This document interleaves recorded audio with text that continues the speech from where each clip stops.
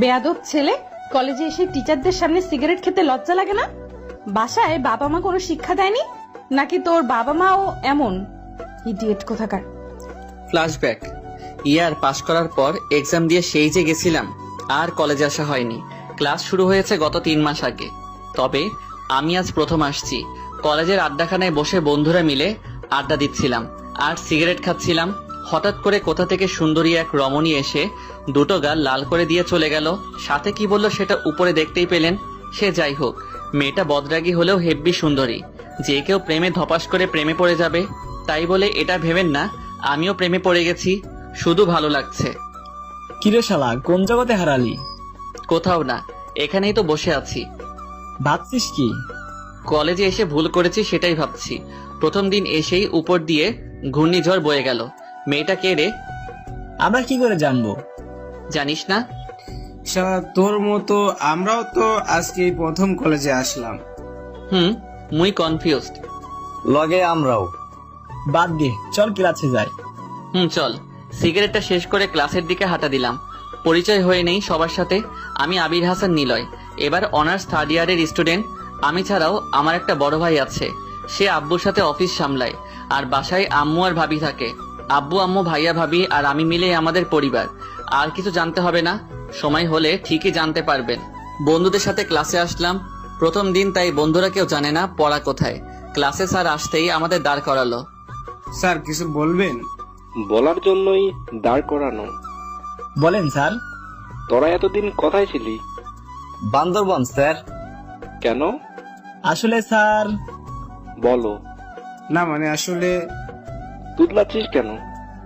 Sir, আপনারা আমাদের কি বলে ডাকেন? বাদর। এটাই, বাদরদের কাজ বনে বনে ঘুরে বেড়ানো, তাই আমরাও বান্দরবন গেছিলাম। তোদের সাথে কথা বলা মানে নিজে 5 তলা ছাদ থেকে লাফ দেওয়া, এক কথা। একদম রাইট স্যার। চুপ বাদর, বস চুপচাপ করে। ধন্যবাদ। সবাই বসার পর, শালা এখনই তো ফেসে যাচ্ছিলাম। মিথ্যা বলতে যাস কেন? স্যার যেভাবে দাঁড় করালো তাই ভাবলাম। বাদ দে এসব। ক্লাস শেষ হওয়ার পর স্যার চলে যায়। সবাই চুপ হয়ে আছে, কেউ কারোর সাথে কথা বলছে না। সবার চোখ বইয়ের পাতায়। যারা কখনো পড়াই দেয়নি তাদের এমন মনোযোগী হতে দেখে বন্ধুরা মিলে পাগলের মতো হাসতে লাগলাম। জয় পকেট থেকে ফোন বের করে ফুল স্পিকারে গান বাজাতে লাগলো। এইভাবে কিছুটা সময় যেতেই সবাই দাঁড়িয়ে গেল। হঠাৎ দাঁড়িয়ে যাওয়াতে লক্ষ্য করলাম সকালে সেই বদরাগী মেয়েটা। কিন্তু সে এখানে কি করছে? Please sit. বলার সাথে সাথে সবাই বসে গেল। আমাদের বুঝতে আর এক মুহূর্ত দেরি হলো না, এটা ম্যাম। ওরে মা, ক্লাসে ম্যাম এসেছে তবুও গান বাজছে। সবার মতো এখন আমরাও চুপ থাকার চেষ্টা করলাম, কিন্তু সেটা আর হলো না। ম্যাম এসে বলল, ক্লাসে গান বাজাচ্ছিল কে? সবাই আমাদের দিকে ভূত দেখার মতো তাকালো। সবার এমন তাকানো দেখে ম্যামের বুঝতে বাকি রইল না আমরাই কাজটা করেছি। আমাদের কাছে এসে 4 জনকে দাঁড় করালো। দেখেই বোঝা যায় এ ধরনের কাজ তোদের মতো বখাটে ছাড়া আর কেউ করতে পারে না। সবাই চুপ করে আছি। তোরা এখানে কেন? আমরা এই ক্লাসের স্টুডেন্টস। স্টুডেন্টসদের একটা গুণ তোদের মধ্যে আছে, কলেজে এসে সবার সামনে সিগারেট খাওয়া, ক্লাসে ম্যামের সামনে গান বাজানো। এসব কি বাসায় ভদ্রতা শেখায়নি? Sorry ma'am. তোর সরি তোর কাছে রাখ। গান কে বাজিয়েছে তোদের কাছে জিজ্ঞেস করছি আমি। আসলে ম্যাম আমরাই। তুই বাজিয়েছিস? না ম্যাম, গান আমি বাজিয়েছি। ফোন বের কর। জি। ম্যাম আছাড় দিয়ে ভেঙে ফেললো। ম্যাম। একদম চুপ। মেয়ে দেখলেই তাদের সামনে হিরো সাজতে ইচ্ছে করে, তাই না? তোর ঘরে কোনো মেয়ে সদস্য নেই, ম্যামদের সামনে গান বাজাস? নিজের মাকে সম্মান করিস না, আমাদের কি করবি? আরো আজে বাজে কথা বলতে লাগলো। ওনার এমন কথা শুনে মাথা পুরো গরম হয়ে গেল। যা বলার আমাদের বলুক, আন্টি কানার কি আছে? আর তাছাড়া আন্টি আর বেঁচে নেই। জয় এখন অব্দি কোনো মেয়ের সাথে খারাপ ব্যবহার তো দূরের কথা, কোনো মেয়ের প্রতি কুনজরেও তাকায়নি। আর তাকে এমন ভাবে অপমান করা হচ্ছে। ভেবেছিলাম কিছু বলবো না, কিন্তু আন্টিকে নিয়ে কথা বলায় রাগটাকে আর কন্ট্রোল করতে পারলাম না। যা বলার আমাদের বলুন, আন্টিকে কেন এখানে আনছেন? কেন, খুব কষ্ট হচ্ছে বুঝি? আপনি আন্টিকে নিয়ে আর একটা বাজে কথা বলবেন না। যদি বলেন আমার থেকে খারাপ আর কেউ হবে না। 1000 বার বলবো। কি করবি তুই? অনেক কিছু করব। তোদের কথা বলার ধরন দেখেই বোঝা যাচ্ছে শুধু ওর মা না, তোর মাও এইরকম। থাপ্পড়ের শব্দতে পুরো ক্লাস নিস্তব্ধ হয়ে গেল। সবাই হয়তো নীরবতা পালন করছে। জয়ের দিকে তাকাতেই দেখলাম চোখ দিয়ে জল গড়িয়ে পড়ছে। ছেলেটা এমনিতেই ইমোশনাল, তার উপর মৃত মাকে নিয়ে আজে বাজে কথা বললে এমনটা হওয়া স্বাভাবিক। ম্যাম থাপ্পড় খেয়ে গালে হাত দিয়ে দাঁড়িয়ে আছে। হঠাৎ করে এমন কিছু হবে সেটা হয়তো আশা করেনি। দাঁড়িয়ে না থেকে টিচারদের টেবিল থেকে বজ্জাত ম্যামের ফোনটা নিয়ে কাছে গেলাম। সে কিছু বলবে তার আগেই ওনার চোখের সামনে ফোনটাকে আছাড় মেরে ভেঙে দিলাম। এবার ম্যামের চেহারা দেখার মতো ছিল। রাগের ঠেলায় হাত মুঠো করে আছে, চোখ দিয়ে আগুনের গোলা বের হবে হয়তো। আমাকে মারার জন্য হাত উঁচু করতেই ধরে নিলাম। এত রাগ ভালো না সুন্দরী ম্যাম। হাত ছাড় আমার। যদি না ছাড়ি? তোকে আমি দেখাচ্ছি। ঝাড়ি মেরে হাত ছাড়িয়ে নিয়ে ক্লাস থেকে চলে আসলাম। তারপর জয়কে বললাম, শালা মন খারাপ করছিস কেন? এমনি। উনি যেসব করেছে তার থেকে বেশি কিছু নিজে পেয়েছে, তাই মন খারাপ করিস না। কিন্তু এখন কি হবে? যা হবে পরে দেখা যাবে। পিয়াল এদিকে আয়। বল। উনি কবে থেকে জয়েন করেছে? বছরের প্রথম দিন থেকেই, তবে ওনার সাথে এমন করাটা ঠিক হয়নি। উনি যেটা করেছে সেটা ঠিক করেছে? তারপরে উনি আমাদের ম্যাম, সাথে প্রিন্সিপাল স্যারের মেয়ে। প্রিন্সিপাল স্যারের মেয়ে মানে? উনি স্যারের বড় মেয়ে, অনেক রাগী আর খিটখিটে স্বভাবের। ঠিক আছে, তুই এখন যা। শালার প্রথম দিন কলেজে এসব শান্তি হলো না। আম্মু এজন্যই আমার সাথে কলেজে আসতে চায়। ক্লাসে বসে বসে এসব ভাবছি, তখন কলেজের পিয়ন এসে আমাদের বলে গেল প্রিন্সিপাল স্যার ওনার রুমে আমাদের ডেকেছে। স্যার আসবো? ভিতরে আয়। স্যার বলুন। তুমি আমার সাথে এমন ব্যবহার করছিস কেন? তুই জানিস এটার জন্য তোকে বড় ধরনের শাস্তি পেতে হবে। আপনার মেয়ে কি সাধু? ওনারও তো দোষ রয়েছে। বেয়াদবি আমরা করেছি, আমাদের যেটা খুশি সেটা করতে বাধা দিতাম না, কিন্তু উনি আম্মু আন্টিদের নিয়ে বাজে মন্তব্য করেছিল। দেখলে বাবা ও কতটা বেয়াদব, তোমার সামনে কিভাবে কথা বলছে। নীলা, তোকে কিন্তু আমি কলেজ থেকে বিতাড়িত করতে বাধ্য হব। করে দেন। মা তুই বাইরে যা, আমি ওদের দেখছি। ম্যাম বাইরে চলে গেল। স্যার উঠে গিয়ে দরজা আটকিয়ে টেবিলের উপর খুব সজোরে থাপ্পড় মারলো। স্যার পাগল হলেন নাকি? চুপ থাক হারামজাদা। এখানে থাপ্পড় মারলাম যেন জান্নাত শব্দ পেয়ে বুঝতে পারে আমি তোকে মারছি। আর তুই তো ওকে খুব ভালো করে চিনিস ও কেমন, তারপর ওকে রাগাতে গেলি কিসের জন্য? আমি জানতাম নাকি উনি আপনার মেয়ে? জানলে কি আমি জেনে শুনে পাগলিকে খেপাইতাম? ওর সাথে এখন একটু ভালো ব্যবহার করিস। আপনার মেয়েকেও বললেন? ওকে বলে কোনো কাজ হবে না, তাই তোকে বলছি। আর যদি ওর কথা মতো না চলিস তাহলে তোকে ফেল করাতো ওর হাত কাঁপতে না। কি এখন গালে হাত দিয়ে রুম থেকে বের হয়ে যা। কেন? যেটা বলছিস সেটা কর। ঠিক আছে। স্যারের কথা মতো গালে হাত দিয়ে বাইরে বের হতে দেখলাম জান্নাত ম্যাম দাঁড়িয়ে আছে। আমাকে দেখে হয়তো খুশি হয়েছে। স্যারের কথা মতো একটু মন খারাপ করে সেখান থেকে চলে আসতে লাগলাম। এখন আপনাদের বলি, আব্বুর সাথে স্যারের কলিজার বন্ধুত্ব। ছোটবেলা থেকে ওনারা একসাথে বড় হয়েছে। আমার ব্যাপারে কম বেশি অনেক কিছু জানতে পেরেছেন। এখন জান্নাতের ব্যাপারে কিছু বলি। বাবা মায়ের বড় মেয়ে, ছোট একটা বোন আছে জান্নাতের, নাম জেরি। ছোট থাকতে জান্নাতের সাথে খুব ভালো বন্ধুত্ব থাকলেও এখন আর কোনো কথা হয় না। আমার থেকে 2 বছরের সিনিয়র জান্নাত। এসএসসি এক্সামের পরপরই জান্নাতের আম্মু মারা যায়। আব্বুর থেকে শুনেছি তখন জান্নাতকে পড়াশোনা করানোর জন্য স্যার ওকে কানাডা পাঠিয়ে দেয়। আগে টুকটাক কথা হলেও কানাডা যাওয়ার পর থেকে আমাদের মাঝে সব যোগাযোগ ব্যবস্থা বন্ধ হয়ে যায়। এক প্রকার ভুলেই গেছিলাম জান্নাতকে, কিন্তু আজ হঠাৎ দেখা। তারপর কি হলো ইতিমধ্যে সব জানতে পেরেছেন। সে যাই হোক, আজ আর তেমন ক্লাস করলাম না। জয়কে সাথে নিয়ে শপিং মলে গিয়ে নতুন একটা ফোন কিনলাম। তারপর যে যার মতো বাসায় চলে গেলাম। ওই ঘুম থেকে ওঠ এখন। উঠছি, তুমি যাও। তোকে আব্বু ডাকছেন। কেন? সেটা গেলেই জানতে পারবি। চলো। চলো মানে ফ্রেশ হয়ে আয়। যাচ্ছি। তুমিও আমাকে ধমক দাও শুধু। হয়েছে যা। ভাবি চলে যাওয়ার পর বাথরুমে গেলাম। ফ্রেশ হয়ে নিচে আসতেই দেখলাম সবাই বসে আছে, শুধু আমি ছাড়া, কারণ আমি দাঁড়িয়ে আছি। সবার কাছে গেলাম। আব্বু কিছু বলবে? বসা এখানে। তুই জান্নাতকে মেরেছিস? কেন? ক্লাসের সব কথা বললাম। তাই বলে মারতে হবে? আমি তো ওকে কারণ নিয়ে মারছি, কিন্তু ও আমাকে কোনো কারণ ছাড়াই কলেজের সবার সামনে মেরেছিল। কই আমি তো কাউকে কিছু বলিনি। আর সে নিজে দোষ করার পর মার খেয়েও সবাইকে বলে বেড়াচ্ছেন। যা হবার হয়ে গেছে, আগামীকাল ওকে গিয়ে সরি বলবি। হোয়াট?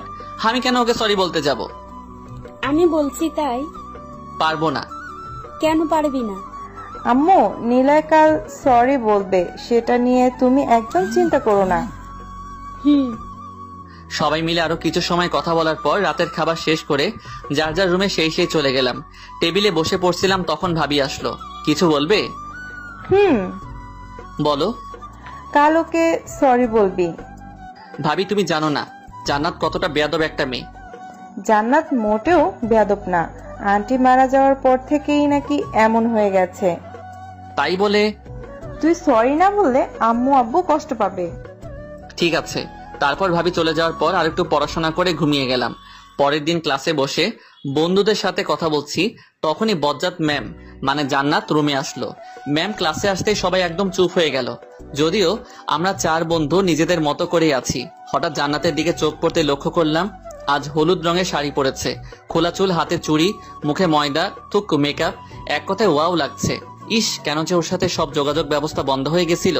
আনমনে জান্নাতের দিকে তাকিয়ে এসব ভাবতে ভাবতে কখন যে ভাবনার জগতে চলে গেছি বুঝতেই পারিনি। হঠাৎ করে কিছু একটা শব্দ পেতেই বাস্তবে ফিরে সামনে তাকাতেই দেখলাম বই হাতে নিয়ে জান্নাত দাঁড়িয়ে আছে। কিছু বলবে? বলবে মানে? তুই দাঁড়া। বলো। ওই বজ্জাত ছেলে, আমি কি তোর পালিত গার্লফ্রেন্ড নাকি বউ যে আমাকে তুমি করে বলছিস? শোনেন, আপনি আমার থেকে বয়সে 2 বছরের বড় হলেও উচ্চতায় আমি বড়। গতকাল শিক্ষা পেয়েও লজ্জা হয়নি? গতকাল আপনার থাপ্পড়কে স্বাদ মেটেনি। মারলেন কেন? টিচারদের সাথে বেয়াদবি করার ফল। শোনেন মিস চশমা ম্যাম, বিনা কারণে আমার গায়ে হাত তুলবেন না। তুললে কি করবি? আমিও শোধ তুলে নিব। তোকে আমি মারতে চেয়েও মারলো না। শালার এটা ম্যাডাম নাকি গুন্ডি? ব্যবহার এমনিতে খিটখিটে, তার উপর কথায় কথায় মারতে চাই।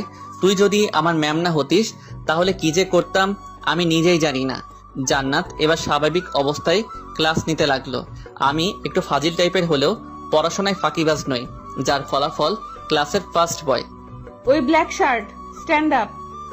সবাই বসে আছে। ও হ্যালো, দাঁড়াতে বলছি। শালা দাঁড়া। কেন? তুই নিজেই ব্ল্যাক শার্ট পরে আসছিস? ধুর, মনে ছিল না। দাঁড়া আগে। জি আমি। হ্যাঁ তুই। ম্যাম একটা কথা ছিল। কি? আমাকে প্লিজ তুই করে বলবেন না। স্টুডেন্টদের মতো থাকবি। ওকে। এখন বল, দ্য আর্ট অফ ওয়ার গল্পটির লেখকের নাম কি? এটা কি আমাদের বইতে আছে? সেটা আমি কি করে বলবো? আমি তোকে প্রশ্ন করেছি, তুই সেটার উত্তর দিবি, ব্যাস। বইয়ের বাইরের প্রশ্নের উত্তর আমি কেন দিতে যাব?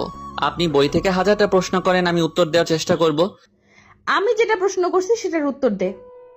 দেখুন ম্যাম। কান ধর। সরি। কান ধরতে বলছি আমি। হোয়াট? আমি কান ধরতে যাব কোন দুঃখে শুনি?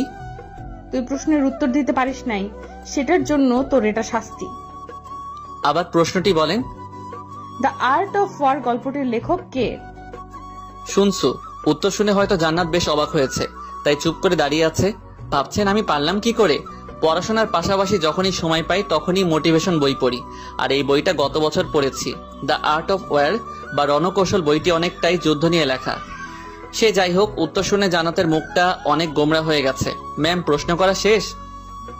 কিছু বললি? আপনার প্রশ্ন শেষ? না। এখন আবার কিসের প্রশ্ন? সুনসু কোন নামে বেশি পরিচিত ছিলেন? সুনজি নামে, রাইট? জান্নাত এবার পুরোপুরি চুপসে গেল। পূর্বেই বলেছি এই বইটা আমার আগে থেকেই পড়া আছে, তাই কিছু প্রশ্নের উত্তর জানা আছে। তুই জানলি কিভাবে? এটা কি শুধু আপনার জানার কথা ছিল? এখন আমি আপনার প্রশ্নের উত্তর দিয়েছি, তাই এখন থেকে আপনি আমাকে তুমি করে বলবেন। ইম্পসিবল, আমি কখনো তোকে তুমি করে বলতে পারবো না। তুমি করে শুনতে আমাকে বলো কি করা লাগবে? তোকে আবার দুটো প্রশ্ন করব। যদি আমি সঠিক উত্তর দেই তাহলে? এবার তুই কেন, তোর বাবাও উত্তর দিতে পারবে না। আর যদি আমি নিজেই পারি তাহলে কি? তুই যেটা চাস সেটাই পাবি। ভেবে বলছেন? এখানে ভাবার কি আছে? পরে যদি না দেন তখন? শোন, আমি অন্যদের মতো না, যেটা বলি সেটাই করি, তো চুপ থাক। লাস্টবারের মতো ভেবে দেখুন, যেটা চাইবো সেটাই কিন্তু দিতে হবে। দিব। ঠিক আছে, বলুন। কোন মোটিভেশন বক্তা 15 বছর বয়সে নিজ বাসার ছাদ থেকে আত্মহত্যা করার চেষ্টা করে? জান্নাতের এমন প্রশ্ন শুনে রীতিমতো অবাক না হয়ে পারলাম না। এমন অনেক মোটিভেশন বক্তা আছেন যাদের অনেকে আত্মহত্যা করার চেষ্টা করেছেন, কিন্তু ওনাদের মধ্যে কে বাসার ছাদ থেকে আত্মহত্যা করতে চায়? আর এমন সব আজগুবি প্রশ্ন উনি পায় কোথা থেকে? অনেকের সময় ভাবনার পর হঠাৎ মনে পড়ল নিক ভুইয়েচিয়ের কথা। যদিও পুরোপুরি সঠিক উত্তর হবে কিনা জানি না, তবে হতে পারে। কি হলো, মুখ বন্ধ হয়ে গেল? জি না। তাহলে চুপ করে আছিস কেন? নিক ভুইয়েচিচ। তো তুই এটা পারলি কি করে? ম্যাজিক। তোর ম্যাজিকের গুষ্টি কি লাগে? এটা ক্লাস ম্যাম। জানি আমি। তাহলে এভাবে কথা বলার কোনো মানে হয়? তোর জ্ঞান দিতে হবে না। লাস্ট প্রশ্ন, ওনার সব থেকে জনপ্রিয় বইয়ের নাম কি এবং সেই বইটা উনি কিভাবে টাইপ করেছেন? লাইফ উইথ আউট লিমিটস বইটি সব থেকে জনপ্রিয় বইয়ের মধ্যে অন্যতম, আর উনার বাঁ পায়ের বুড়ো আঙ্গুল দিয়ে টাইপ করেছেন। তবে অনেক ক্ষেত্রে অনেকের থেকে সাহায্য নিয়ে লেখা সম্পূর্ণ করেছেন। জান্নাত বেশ অবাক হয়ে কথাগুলো শুনছিল। নিজে বিদেশ থেকে লেখাপড়া করে বড় বড় মোটিভেশন লেখক এবং বক্তার নাম বলতে পারলে আমরা বাঙালি হয়ে কেন পারবো না? জান্নাতের হয়তো জানা নেই আমার রুমের এক পাশটা মোটিভেশন বই দিয়েই পরিপূর্ণ করা। সেসব বাদ দেই, এখন আমার উপহার নেই ম্যাম, এবার আমার উপহার। কিসের উপহার? প্রশ্নের উত্তর দিলে আমি যেটা চাইবো আপনি সেটাই দিবেন বলছিলেন। কি চাস তুই? আপনার গোলাপ রাঙা ঠোঁটের একটা পাপ্পি। হোয়াট? তোর মাথা ঠিক আছে? যেটা চাইবো সেটাই দিতে হবে। কিন্তু কোনো কিন্তু নেই, ক্লাসের সবাই সাক্ষী রয়েছে। এত কিছু শুনতে চাই না, আমার উপহার আমাকে দেন তো। আহা কি সুন্দর দৃশ্য, ম্যাম ছাত্রকে পাপ্পি দিচ্ছে। জান্নাত ওর ঠোঁট এগিয়ে দিতেই দুজনের ঠোঁট এক করে দিলাম। ছাড়তে যেন না পারে তাই জান্নাতের গাল দুটো হাত দিয়ে ধরলাম, কিন্তু সেটা করতে সক্ষম হলাম না। ধাক্কা দিয়ে আমাকে সিটের উপরে ফেলে দিল। প্রচন্ড রেগে আছে যা ওর চেহারা দেখে বোঝা যাচ্ছিল। হাত দিয়ে ঠোঁট মুছে নিয়ে বলল, তুই এটা একদম ঠিক করলি না। কোনটা ম্যাম? এটার প্রতিশোধ আমি নিবই। আচ্ছা, আমিও প্রতিশোধ নিতে দিব। জান্নাত আর কিছু না বলে রেগে ফায়ার হয়ে ক্লাস থেকে বের হয়ে গেল। পুরো ক্লাসে সবাই অবাক হয়ে আমার দিকে তাকিয়ে আছে, তাই সবাইকে উদ্দেশ্য করে বললাম, সামনের দিকে দেখো সবাই। আমার কথা শুনে সবাই স্বাভাবিকভাবে ঠিক হয়ে বসলো। তারপরে জান্নাতের সাথে দেখা হয়নি। ব্রেক টাইমে সবাই বাইরে বসে আড্ডা দিচ্ছি, তখন দেখলাম জেরি ড্রেস পরে কলেজে আসছে। ওই জেরি। কি হয়েছে, ডাকছো কেন? এদিকে আয়। বলো। কিরে কান্না করছিস কেন? বাইরে কিছু ছেলে বাজে কথা বলছে, সেই জন্য আব্বুর কাছে যাচ্ছিলাম। কে বলেছে? আর ছেলেগুলো এখন কোথায় আছে? মোড়ের বাম পাশে 3 ছেলে, একজন কালো শার্ট, একজন হোয়াইট টি শার্ট আর একজন হলুদ। নিলয় তুই থাক, আমরা একটু আসছি। তোমার বন্ধুগুলো ভয় পেয়ে চলে যাচ্ছে। থাপ্পড় খাবে একটা, কাজ আছে তাই যাচ্ছে। ঠিক আছে যা। ওরা সবাই চলে গেল। জেরি এখানে বস। না, এখন আব্বুর কাছে যাব। পরে যাস, বস এখানে। কিছু খাবি? ফুচকা খাবো। টাকা দে, ফুচকা নিয়ে আসছি। তুমি এত কিপটা কেন? ছোট বোনকে খাওয়াতে চেয়ে টাকা চাও, লজ্জা লাগে না? খুব পাকনা হয়েছিস তাই না? আমার ফুচকা খাওয়া লাগবে না। থাক, ভাব নিতে হবে না, আনছি আমি। কলেজের বাইরে এসে 2 প্লেট ফুচকা নিয়ে আসলাম, এই নে। ধন্যবাদ। তোর আপু এত রাগী কেন? শুধু রাগী না, অনেক বেশি রাগী। কথায় কথায় আমাকে বকা দেয় শুধু। কেন বলতো? তোর বোনকে কিস করছিস? কি? হ্যাঁ কিস। কিভাবে? তুই বাচ্চা তাই বুঝবি না। দুজন কথা বলতে লাগলাম। কিছু সময় পর রাফিরা বাকি 3টা ছেলেকে ধরে নিয়ে আসলো। জেরি এগুলো এরা নাকি? কিন্তু তোমরা তো কাজে গিয়েছিলে। আরে পাগলি, এটা আমাদের কাজ। জেরি এটা নে। কি করব ভাইয়া? যা খুশি কর। জেরি আর কোনো কথা না বলে কাঁধে থেকে ব্যাগটা আমার কাছে দিয়ে ইচ্ছা মতো পিটাতে লাগলো। ছেলেগুলোর পালানোর কোনো পথ নেই, কারণ হারামিরা ওদের ঘিরে রাখছে। মার খেতে খেতে ছেলেগুলো মাটিতে পড়ে যাওয়ার পরেও জেরির থামার কোনো নামগন্ধ নেই। যদি মরে যায় ওর সাথে আমাদেরও জেলের ভাত খেতে হবে। পেছন থেকে জেরির লাঠি কেড়ে নিলাম। থাক বইনার মারতে হবে না। ভাইয়া আরেকটু মারি দাও না। যেভাবে মেরেছি সেটাই অনেক, আরো মারলে একদম মরে যাবে, তখন সবাইকে জেলে যেতে হবে। এগুলো কি করবি? একটা গাড়িতে তুলে দে। সবাই মিলে একটা গাড়িতে তুলে ওদের হসপিটালে পাঠিয়ে দিলাম। তারপর আবার আগের জায়গায় বসে আড্ডা দিতে লাগলাম। জেরি তুই এখন আঙ্কেলের কাছে যা। না, এখন তোমাদের সাথে আড্ডা দিব। যে সিগারেট খেতে পারে না সে আবার আমাদের সাথে আড্ডা দেবে? সবাই সিগারেট খেতে লাগলাম। তোমরা সিগারেট খাও, কেউ কিছু বলে না? বলছিল। কে? তোর বোন কোষে 2টা থাপ্পড় দিয়েছিল। তাহলে আবার খাচ্ছ কেন? আমরা তোর বোনকে ভয় পাই নাকি? না পাওয়াই ভালো।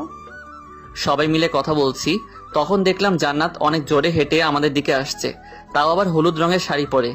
জেরি, তোর বোনের কি আজ গায়ে হলুদ? না, কেন? সামনে দেখ। আপু, তুই এই বখাটে ছেলেদের সাথে কি করছিস? আসলে আপু, ভাইদের সাথে আড্ডা দিচ্ছিলাম। ওদের সাথে আড্ডা কেন দিবি? এমনি দিচ্ছিলাম। চল আমার সাথে। আপু, আমার কথাটা শোনো আগে, ওনারা অনেক ভালো ছেলে। তুই আমার থেকে বেশি জানিস? হুম। তুই আমার মুখে মুখে কথা বলছিস? জেরি যেতে চাইছে না যেহেতু, তাহলে থাক। হ্যাঁ আপু, থাকি না। ভয় পাবেন না, জেরিকে মারিনি, থাপ্পড়টা আমার গালেই পড়ছে। আমাকে মারলেন কেন? তোর জন্য আমার বোন আমার কথা শুনছে না, তাই তোকেই দিলাম। জেরি, চল। আর কোনো কথা না বলে জেরি চলে গেল। শালি, ম্যাডাম নাকি ডাইনি, কথায় কথায় গায়ে হাত তোলে। কখনো যদি আমার সময় আসে তোকে এমন ফাঁসাবো, একদম 14 গোষ্ঠীর নাম ভুলিয়ে দিব। সবসময় দোয়া করব ঠিক তোর মতো একটা বজ্জাত ছেলে পাস, যে হবে একদম লুচ্চা বদরাগী নেশাকর ছেলে। তোর বড় হবে, কথায় কথায় তোকে মারবে, তখনই হবে আমার প্রতিশোধ। আল্লাহ আমার দোয়াটা কবুল করো, আমিন। কিরে, কি ভাবছিস? কিছু না। চল বাসায় যাব। হ্যাঁ চল, আর ভালো লাগছে না। ঠিক আছে চল। তারপর আর কলেজে না থেকে বাসায় চলে আসলাম। রাতে পড়া শেষ করে ঘুমাতে যাব, তখন ভাইয়া ভাবি রুমে আসলো। কিরে, ঘুমিয়ে গেছিস নাকি? না, জেগে আছি। কিছু বলবে? বলো। আমি আর তোর ভাবি আগামীকাল তোর ভাবির বাসায় যেতে চাইছি। তো যাও। তোকেও যেতে হবে। কেন? আমার কাজিনের বিয়ে। সরি ভাবি, আমি যেতে পারবো না। তাহলে আমাদেরও হয়তো যাওয়া হবে না। আব্বু আম্মুকে সাথে নিয়ে যাও।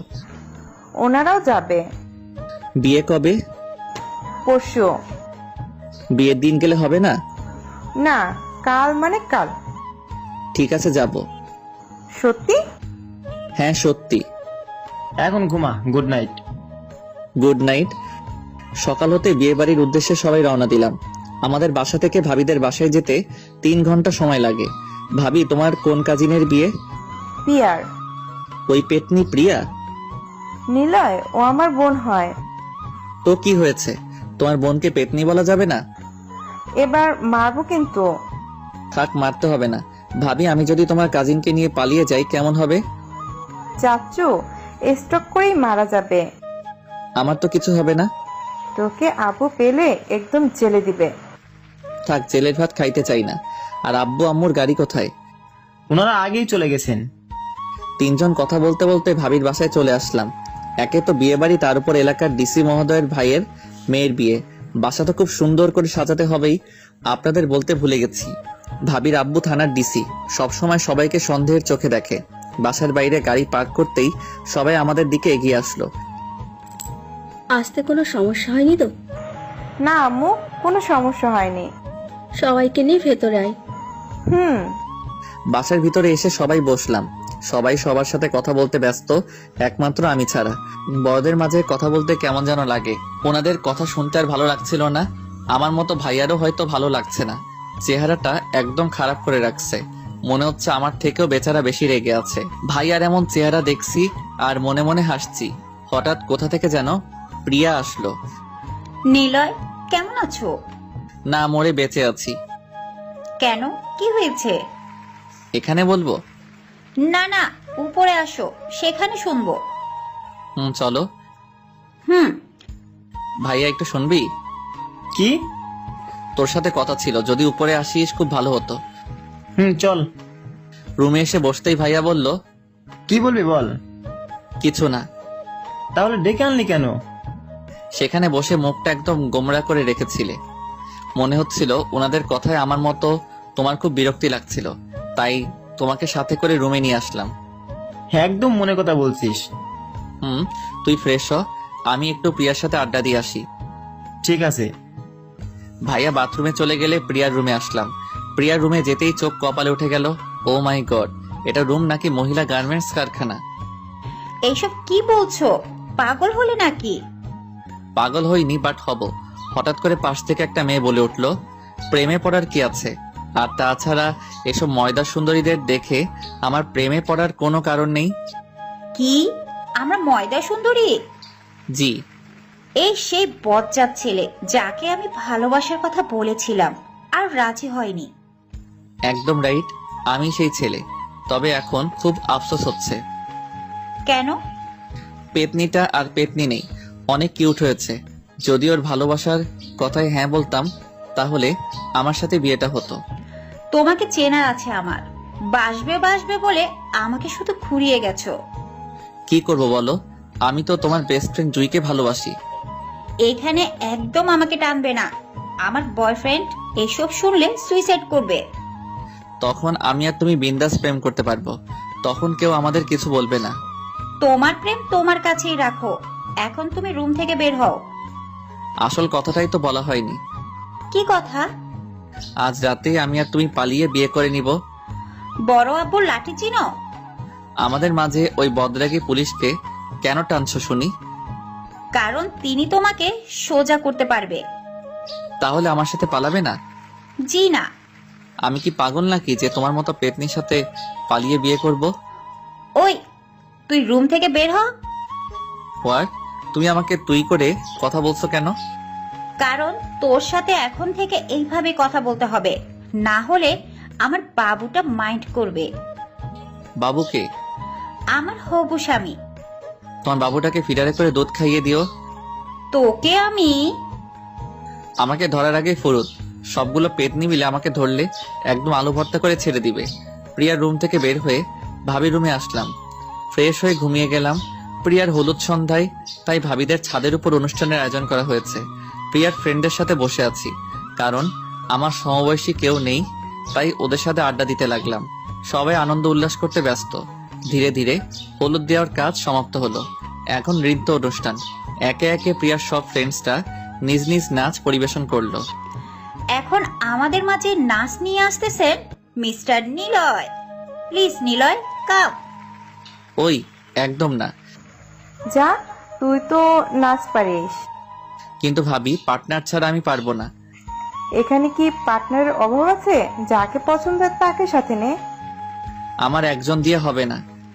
কয়জন লাগবে তোর? আমাকে ছাড়া এক্সট্রা 6 জন লাগবে। তো বেছে নে। যদি রাজি না হয়? রাজি হবে। প্রমিস? প্রমিস। ওকে। আমার পার্টনার হচ্ছে আব্বু আম্মু, আঙ্কেল আন্টি এবং চাচু চাচি। আঙ্কেল, আপনি প্রমিস করেছেন। তাই বলে আমরা বুড়ো বুড়িরা? আপনাদের সাথেই তো আনন্দ শেয়ারিং করতে হয়, তাই না?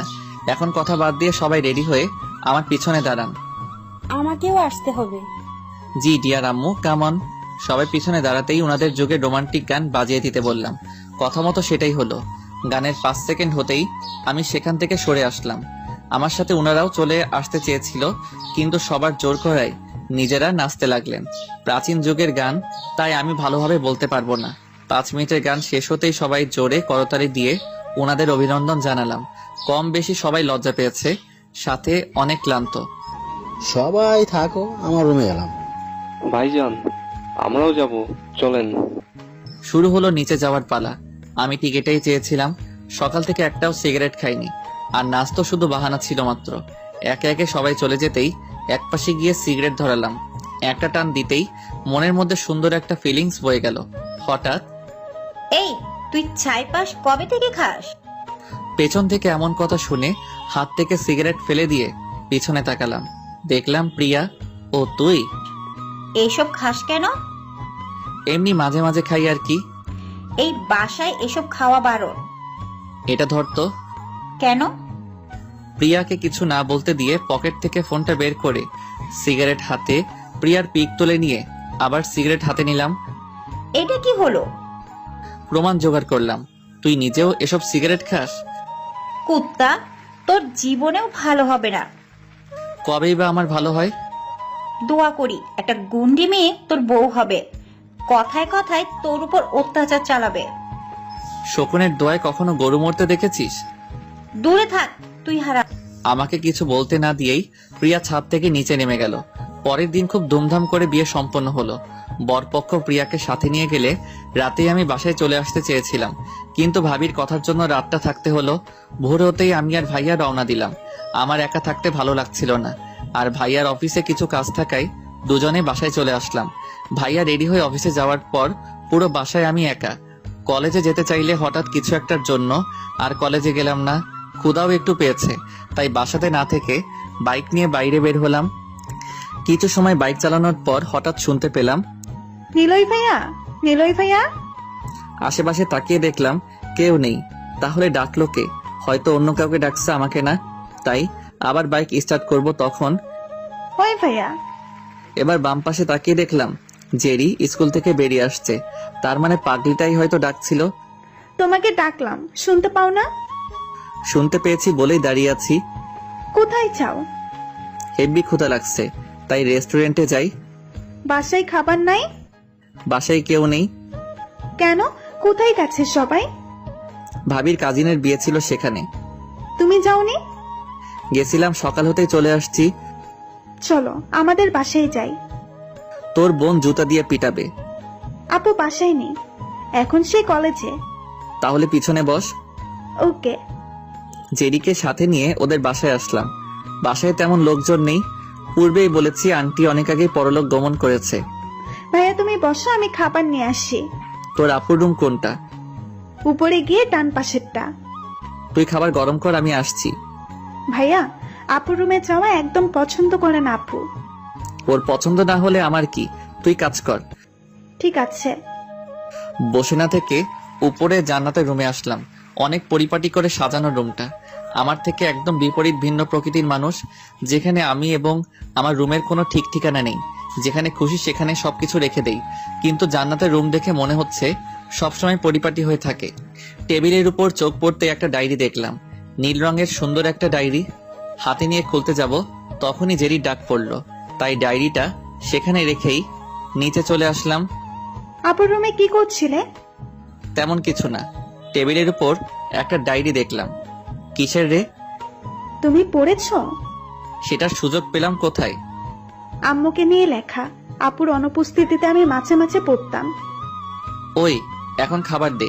জেরি খাবার বেড়ে দিতে লাগলো। তোর আপুকে বিয়ে দিবি না? বিয়ের কথা বললে কিন্তু আমি চলে যাব। কেন, আমি কি তোর বিয়ের কথা বলছি নাকি?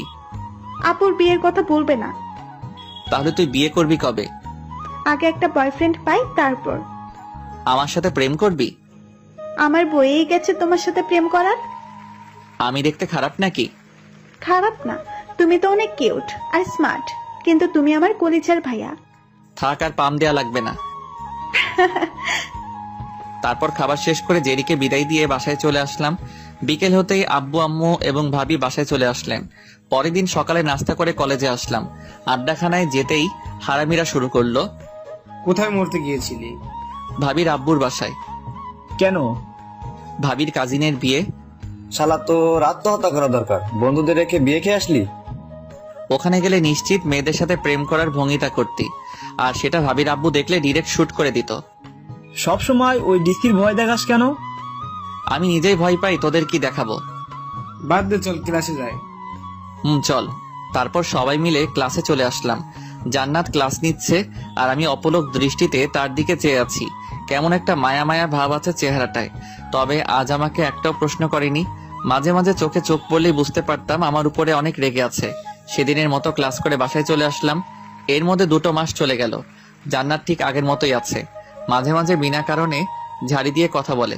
ক্লাসে বসে আছি, তখন ক্লাস টিচারের সাথে প্রিন্সিপাল স্যার আসলো। আগামী সপ্তাহে প্রতি বছরের মতো এবার তোমাদের এক্সাম শুরু হবে। স্যার, এটা বলার কি আছে, সবাই তো জানি। কিন্তু এবার নতুন একটা নিয়ম হয়েছে। স্যার, এমনিতেই নিয়মে সরাসরি, তার উপর নতুন একটা নিয়ম। চুপ থাক বাদল। নতুন নিয়ম হচ্ছে কোন স্টুডেন্ট একটা সাবজেক্টে ফেল করলে তাকে কলেজের ট্যুর থেকে বাদ করতে হবে। স্যার, এটা আবার কোন নিয়ম? এক্সামের সাথে ট্যুরের কিসের সম্পর্ক? এটা তোমাদের জান্নাত ম্যামের প্ল্যান, আশা করি সবাই বুঝতে পারছো। প্রিন্সিপাল স্যার চলে যেতেই অনেকের মন খারাপ হয়ে গেল। ক্লাসের কিছু কিছু স্টুডেন্ট আছে যাদের পাশ করা নিয়ে সংশয় আছে। থার্ড পিরিয়ডে ক্লাসে জান্নাতের আগমন হলো। জান্নাতকে আজ অন্যরকম লাগছে। পরনে নীল শাড়িতে সবাইকেই ভিন্ন লাগে। অনুভূতি প্রকাশ করার প্রথম উদাহরণ। ওই বাদর ছেলে দাঁড়া। আমাকে বলছেন? তোকে এতটা সময় ডাকছি, শুনতে পাস নাই নাকি কানে কোনো সমস্যা? আসলে ম্যাম, আপনাকে দেখতে ব্যস্ত ছিলাম। থাপ্পড় দিয়ে কান ফাটিয়ে দেব। সত্যি ম্যাম, অনেক সুন্দর লাগছে আপনাকে। তোর এসব আজেরা পেঁচাল বাদ দে, না হলে ঘাড় ধাক্কা দিয়ে বের করে দিব। একটা কথা বলি। কি? I love you. হোয়াট? ম্যামের সাথে ক্লাসের এমন কেউ নেই যে অবাক হয়নি। সবাই হা হয়ে আমার দিকে তাকিয়ে আছে। থাকাটাই হয়তো স্বাভাবিক। ক্লাসের সবার সামনে ম্যামকে প্রপোজ করছি, সাহসী অন্যরকম। নিজের মনে সাহস সঞ্চয় করে আবার বললাম, জি ম্যাম, সত্যি আপনাকে ভালোবাসি। বেয়াদব কোথাকার, ম্যামকে এসব বলতে লজ্জা লাগে না? ভালোবাসায় লজ্জা বলতে কিছু নাই। তোকে আমি বেয়াদব ছেলে, তোকে যেন আমার ক্লাসে আর কখনো না দেখি। আপনাকে না দেখে আমি থাকতে পারবো না। খুব ভালোবাসো তাই না? অনেক। চল। কোথায়? বিয়ে করব। এখানেই করি। কবুল কবুল কবুল। গালের উপর ঘূর্ণিঝড় বয়ে গেল। শালার মেয়ে নাকি অন্য কিছু। জান্নাত রুমে না থেকে চলে গেল। শালা, তুই ম্যামকে এসব বললি কেন? ভালোবাসি তাই। মজা লস আমাকে লাগে। তোদের সাথে মজা নিব কেন? তাহলে ম্যামকে আই লাভ ইউ বললি যে? বললাম তো ভালোবাসি। দুদিনের পরিচয় ভালোবাসি? শালা 3 মাস হয়ে গেছে পরিচয়ের। উনি আমাদের ম্যাম। বাট আমি ওকে ভালোবাসি। তোর ভালোবাসা তোর কাছেই রাখার। আমি কি তোদের কাছে দিচ্ছি নাকি? ভাই মাপ চাই তোর কাছে। ঠিক আছে, করলাম। তারপর সেদিনের মতো ক্লাস করে চলে আসলাম। দেখতে দেখতে এক্সাম চলে আসলো। আগামীকাল থেকে এক্সাম। অনেকটা মন দিয়েই পড়াশোনা করতে হচ্ছে। রাতে পড়াশোনা করে ঘুমিয়ে গেলাম। এক্সামের মধ্যে আর কোনো প্যারা নিলাম না। জান্নাতকেও ডিস্টার্ব করিনি। হ্যাঁ, জান্নাতকে ভালোবাসি, তবে আজ থেকে না, অনেক আগে থেকেই ভালোবাসি। ছোট থাকতে যখন ওর সাথে আড্ডা দিতাম, তখন থেকে ওর প্রতি একটা ভালো লাগা কাজ করত। আর এখন সেই ভালো লাগা থেকে ভালোবাসা। জান্নাতের রাগী চেহারা দেখতেই অনেক কিউট লাগে। না জানি ওর হাসি মাখা চেহারা কত কিউট হবে। দেখতে দেখতে এক্সাম শেষ হয়ে গেল। কাল থেকে আবার ক্লাসে যেতে হবে। যদিও রেজাল্ট দেয়নি, তবে ক্লাস করতে হবে। পরের দিন আজ অনেকটা সকাল সকাল কলেজে এসে জান্নাতের জন্য অপেক্ষা করতে লাগলাম। বন্ধুরা এখনো কেউ আসেনি, তাই একাই থাকতে হচ্ছে। কিছু সময় পর জান্নাতের দেখা মিলল। তবে আজ অনেক হাসি খুশি লাগছে। যে মেয়ের সবসময় রাগের ঠেলায় কপালে ভাঁজ পড়ে থাকে, আজ তার মুখেই হাসি ফুটে উঠেছে। মনটাতেও হেব্বি ভালো লাগছে এমন হাসি মাখা চেহারা দেখে। দৌড়ে জান্নাতের কাছে গেলাম। জান্নাত, একটা কথা বলার ছিল। বেয়াদব, আমি তোর ম্যাম। আর ম্যামকে নাম ধরে ডাকতে কে বলছে? শোনো, আমি তোমাকে ম্যাম ভাবতে পারি না। ক্লাসের সবার সামনে বলি বলে এই না, এখানেও আপনি করে বলবো। আমার পথ ছাড়। কথাটা শোনো। কি বলবি তাড়াতাড়ি বল। I love you. কথা বলা শেষ? এখন সর। উত্তর দিয়ে যাও। I hate you. কোনো কথা বলার সুযোগ না দিয়ে জান্নাত চলে গেল। ধুর, এত সুন্দর সময় ভালোবাসি বললাম, সেটাও কাজে আসলো না। আল্লাহ জানে কবে এই মেয়ে আমার মন বুঝবে। জান্নাত চলে যাওয়ার পর মিনারের পাশে বসে পড়লাম। জান্নাতকে নিয়েই ভাবছি, হঠাৎ একটা মেয়ে সামনে আসলো। হাই। আমি? আপনি ছাড়া আর কে আছে? বলেন। আমি রিয়া, এবার অনার্স সেকেন্ড ইয়ারে। আমি নিলয়, থার্ড ইয়ার। এখানে বসতে পারি? আমি বারণ করছি নাকি? ওকে। কিছু বলবেন? আপনাকেই জানতে চাই। মানে? আমরা বন্ধু হতে পারি? ঠিক আছে, কিন্তু কোনো প্যারা দেয়া যাবে না। সবাই প্যারা দেয় নাকি? অনেক বেশি। ঠিক আছে, আমি দিব না। তাহলে ফ্রেন্ড। বসে রিয়ার সাথে আড্ডা দিতে লাগলাম। রিয়া অনেকটাই মিশুক টাইপের, অল্পতেই মিশে যেতে পারে। দেখতেও খারাপ না, শার্ট প্যান্ট পরেছে, মডার্ন মেয়ে যাকে বলে। রিয়ার সাথে কথা বলতে বলতে বন্ধুরা আসলো। সেখানে আর না থেকে রিয়াকে বিদায় দিয়ে চলে আসলাম। হারামিদের কাছে আসতেই ফাইজলামও শুরু করে দিল। শালা একসাথে কয়টাকে পটাচ্ছিস? আমি আবার কাকে পটাইলাম? এই মেয়েটার সাথে কি করলি? শুধু কথা বলছিলাম, আর কিছু না। বুঝি বুঝি। হোপ শালা। চল ক্লাসে যাই। চল। সবাই মিলে ক্লাসে যাব। তখনই পকেটে থাকা ফোনটা বেজে উঠল। পকেট থেকে ফোন বের করে দেখলাম আম্মুর কল। কলটা রিসিভ করলাম। হ্যাঁ আম্মু বলো। তুই বাসায় চলে আয়। কেন? একটা ঘটনা ঘটে গেছে। কি হয়েছে সেটাই জানতে চাইছি, তুমি বলো। তুই বাসায় আয় তাড়াতাড়ি। ঠিক আছে আসছি। কলটা কেটে দিলাম। তোরা ক্লাসে যা, আমার বাসায় যেতে হবে। কেন? জানি না, আম্মু কল দিয়ে বলল বাসায় যেতে। কারণ বলেনি? না। তাহলে যা। ওদের থেকে চলে এসে গাড়িতে উঠলাম। বুঝলাম না কিছু। হঠাৎ এমন জরুরি। ড্রাইভ করে বাসায় আসতেই অবাক হয়ে গেলাম। ভাবির বাসায় থেকে ওনার বাবা মা এসেছে। মনের মধ্যে একটা ভয় ধরে গেল, কিছু হলো না তো। ওনাদের দিকে এগিয়ে যেতেই আম্মুকে বললাম, আম্মু কি হয়েছে? এটা খা। কেন? আগে খা, তারপর বলছি। এখন বলো। অরিতা প্রেগনেন্ট। কি? মজা করছো না তো? ওই বাদর, তোর সাথে আমি মজা করব কেন? ভাবি কোথায়? রুমে আছে। ঠিক আছে। দৌড়ে ভাইয়ার রুমে চলে আসলাম। ভাবি আর ভাইয়া দুজন বসে কথা বলছে। এই যে ডিয়ার ভাবি, সত্যি কি আমাদের পরিবারের নতুন কোনো সদস্য আসছে? লজ্জা পেতে হবে না। আমার ছোট আম্মুটা আসলে সবার ভালোই হবে। আমিও খেলা করতে পারবো। ভাইয়া ভাবির সাথে আরো কিছু সময় কথা বলার পর রুমে চলে আসলাম। এমন সুখবর পাওয়ার জন্য পরের দিন আব্বু একটা পার্টির আয়োজন করলেন। খুব বড় করে না করলেও অনেকটাই বড় ছিল। জান্নাতের বাবা আর জেরি আসছে, কিন্তু জান্নাত আসেনি। ওই জেরি, এদিকে আয় তো। বলো ভাইয়া। জান্নাত আসলো না কেন? সেটা সে নিজেই ভালো জানে। আরে বল না। সত্যিই জানি না। তাহলে তুই আসছিস কেন? বের হ বাসা থেকে। হব না, এটা আমার আঙ্কেলের বাসা। হোপ, ভাগ এখান থেকে। 2 দিন পর কলেজে আসলাম। আজ এক্সামের রেজাল্ট দিবে, তাই বাইরে বসে আছি। সবার মনে ভয় বিরাজ করলেও আমার মনে তেমনটা করছে না, কারণ সবগুলো এক্সাম অনেক ভালো হয়েছে। কিছুক্ষণ পর নোটিশ বোর্ডে রেজাল্ট টাঙিয়ে দিতেই সবাই দেখতে লাগলো। তুই যাবি না? না। শালা তুই দেখ কি করবি। সব সময় ফার্স্ট বয় ফার্স্ট থাকবি। আমরা গেলাম। আমারটা দেখে আসিস। আচ্ছা। ওরা সবাই চলে গেলে পকেট থেকে ফোন বের করে গেম খেলতে লাগলাম। অনেকটা সময় হলো কিন্তু কেউ আসছে না। বিরক্তি হয়ে উঠতে যাব, তখনই ওরা আসলো। কিন্তু সবার চেহারা কালো হয়ে আছে, সাথে মাথা নিচু করে রাখছে, যাকে বলে মন খারাপ। সবাই ফেল করলো নাকি? ওদের কাছে গিয়ে জিজ্ঞাসা করলাম, কি রে, রেজাল্ট খারাপ হয়েছে? পাস করিস নাই? তোরা দুজন করিস নাই? করছি। তাহলে মন খারাপ কেন? নিলয়, তোর রেজাল্ট খারাপ হয়েছে। খারাপ হতেই পারে, এতে মন খারাপ করার কি আছে শুনি? তুই একটাতে ফেল করেছিস। কি? রাফির কথা শুনে মাথায় আকাশ ভেঙে পড়লো। এমনটা কি করে হতে পারে? সবগুলো এক্সাম আমার ভালো হয়েছে, তাহলে ফেল করলাম কি করে? নিজেকে স্বাভাবিক করে আবার বললাম, তোরা মজা করছিস না তো? না, আমরা সত্যি বলছি। সেখানে আর না থেকে দৌড়ে নোটিশ বোর্ডের কাছে আসলাম। রাহুলরা ঠিকই বলছে, এক সাবজেক্টে ফেল এসেছে, কিন্তু এটা কিভাবে সম্ভব? ক্যাম্পাসে মাথা নিচু করে বসে আছি। কম বেশি অনেকেই অবাক হয়েছে আমার এমন রেজাল্ট দেখে। কেমন লাগলো?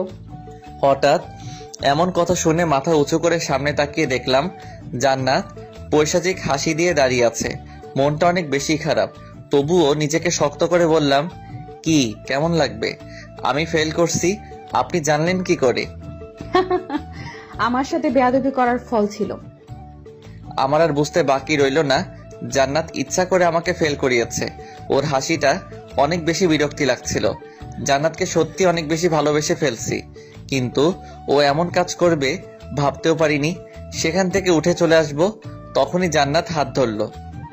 এখন সব ভালোবাসা হারিয়ে গেছে? আগের মতোই আছে। ফেল করে লজ্জা হয়নি তোর? ইচ্ছা করলে আমি এক্সাম পেপার আবার দেখে ঠিকই পাস করতে পারবো, কিন্তু সেটা করলে তোর সম্মান একদম হারিয়ে যাবে, আর আমি সেটা চাই না। কারণ আমি তোকে ভালোবাসি। শুধু ভালোবাসি না, আমি তোকে বিয়ে করব। খুব ইচ্ছা তোর, তাই না? ইচ্ছা না, এটা আমার চ্যালেঞ্জ। আগে থার্ড ইয়ার থেকে পাশ করে ফাইনাল ইয়ারে উঠে দেখা। প্রতিটা এক্সামে তো ফেল করাবো আমি। তোর যেটা খুশি সেটা করতে পারিস। জান্নাতের হাত থেকে ঝাড়ি দিয়ে হাত ছাড়িয়ে নিয়ে সেখান থেকে চলে আসলাম। কিছুই ভালো লাগছে না। ভাবতেই পারিনি এমন ভাবে আমার রেজাল্ট আসবে। কাউকে কিছু না বলে বাসায় চলে আসলাম। রুমে এসে ঘুমিয়ে গেলাম। দুপুরবেলা ভাবি রুমে এসে ডেকে তুললো। তোর রেজাল্টের কি খবর? একটাতে ফেল করেছি। কি? কিভাবে? যেভাবে সবাই ফেল করে সেভাবে। যেটা বলছিস সেটার সঠিক উত্তর দে। আমার মাথায় হাত দিয়ে প্রমিস করো কাউকে কিছু বলবে না। ঠিক আছে বল, কাউকে বলবো না। ভাবিকে সব বললাম। জান্নাত তোর সাথে এমন করলো? হুম। তুই ওকে তোর পরিচয় দিয়েছিস? না। কেন?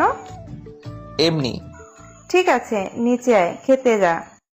তুমি খাবারটা রুমে দিয়ে যাও। নিচে আসলে কি হবে? আর ফেল করেছিস তো কি হয়েছে? নিচে যাব না। ঠিক আছে, উপর দিয়ে যাচ্ছি। ভাবি রুম থেকে বের হয়ে গিয়ে কিছুক্ষণ পর খাবার প্লেট নিয়ে রুমে আসলো। রাতে ছাদে গিয়ে আনমনে সিগারেট খাচ্ছি আর জান্নাতের কথা ভাবছি। ওকে একটা উচিত শিক্ষা দিতে হবে। অনেক সময় নিয়ে ছাদে থাকার পর রুমে চলে আসলাম। রুমে এসে জান্নাতের নাম্বারে কল দিলাম। প্রথমবার রিসিভ করলো না, তাই আবার দিলাম। এবার ধরলো। কে বলছেন? হবু বর। সরি, কি বললেন? বাংলা কথা বোঝো না? আপনি কে? বললাম তো, তোমার হবু বর। ওই ছেলে একদম ফাজলামো করবি না, যা বলার তাড়াতাড়ি বল। I love you. তোরে কাছে পাইলে থাপ্পড় দিয়ে কান ফাটিয়ে দিতাম। আর কখনো এই নাম্বারে কল দেওয়ার চেষ্টা করবি না। প্রতিদিন কল করব। যদি কল রিসিভ না করো তাহলে তোমার বাসার নাম্বারে কল দিয়ে শ্বশুর আব্বাকে কিছু কথা বলবো। আর বাসার নাম্বার 016472792। এইটা রাইট? ওই ছামড়া, তুই আমার বাসার নাম্বার পেলি কোথা থেকে? তোমার সব খবর আমি জানি। আর শুনো, এসব আজে বাজে কথা বলে আমাকে ডাকবে না। ডাকলে কি করবি? তোমার প্রিন্সিপাল আব্বুকে কল দিয়ে কিছু মিথ্যা বলবো। আর কি ধরনের মিথ্যা বলবো বুঝতেই পারছো নিশ্চয়ই। জান্নাত আর কিছু না বলে কলটা কেটে দিল। আবার কল দিতেই নাম্বার বন্ধ পেলাম। মুখের কোণে একটা হাসির রেখা ফুটে উঠল। ভয় পেয়েছে হয়তো। হ্যাঁ, ভয় দেখাবো, অনেক বেশি ভয় দেখাবো। আমাকে ফেল করানো এবার হারে হারে টের পাবে ম্যাম। ফোনটা রেখে একটা প্ল্যান করতে লাগলাম। কাকে দিয়ে ভয় পাওয়ানো যায়। প্রায় 30 মিনিট ভাবার পর প্ল্যানটা গোছাতে লাগলাম। কোনোভাবেই ভুল করা যাবে না। অনেক ঠান্ডা মাথায় কাজ করতে হবে। এসব ভাবতে ভাবতে মনের অনিচ্ছায় একটা পৈশাচিক হাসি দিলাম। জয় আজ কলেজে আসেনি, তাই আমরা 3 জন ক্লাসে বসে আছি। সেকেন্ড ক্লাস অনেক আগে হয়েছে, কিন্তু জান্নাতের আসার নামগন্ধ নেই। আসবে কি করে? আসার রাস্তাটাই তো বন্ধ। ফোনটাও বন্ধ করে রাখছি। ক্লাস থেকে 3 জন বের হতে শুনতে পেলাম প্রিন্সিপাল স্যারের ছোট মেয়ে মানে জেরি কিডন্যাপ হয়েছে। সেই জন্য জান্নাত ম্যাম আর প্রিন্সিপাল স্যার কেউ কলেজে আসেনি। কলেজে আর এক মুহূর্ত না থেকে জয়ের বাসায় চলে আসলাম। প্রথমবার কলিং বেল বাজাতেই দরজা খুলে দিল। জেরি কোথায়? আইসক্রিম খাচ্ছে আর টেলিভিশন দেখছে। কোনো আবদার করেনি? যেটার আবদার করেছিল সেটাই খাচ্ছে। গুড, চল। অবাক হচ্ছেন? হওয়ারই কথা। আমি জেরিকে কিডন্যাপ করেছি। তবে কিডন্যাপ করছি শুধু আমরাই জানি। এটা শুধুমাত্র প্ল্যান ছিল আমাদের। ভোর হতেই ঘুম থেকে উঠে জেরির স্কুলে চলে যাই। অপেক্ষা করছিলাম কখন জেরি স্কুলে আসবে। অনেকটা সময় অপেক্ষা করার পর জেরি স্কুলে আসে। তারপর, কেমন আছিস? ভালো, কিন্তু তুমি এখানে কেন? তোর সাথে কিছু কাজ ছিল। কি কাজ? আগে বল, রাজি হবি? হব।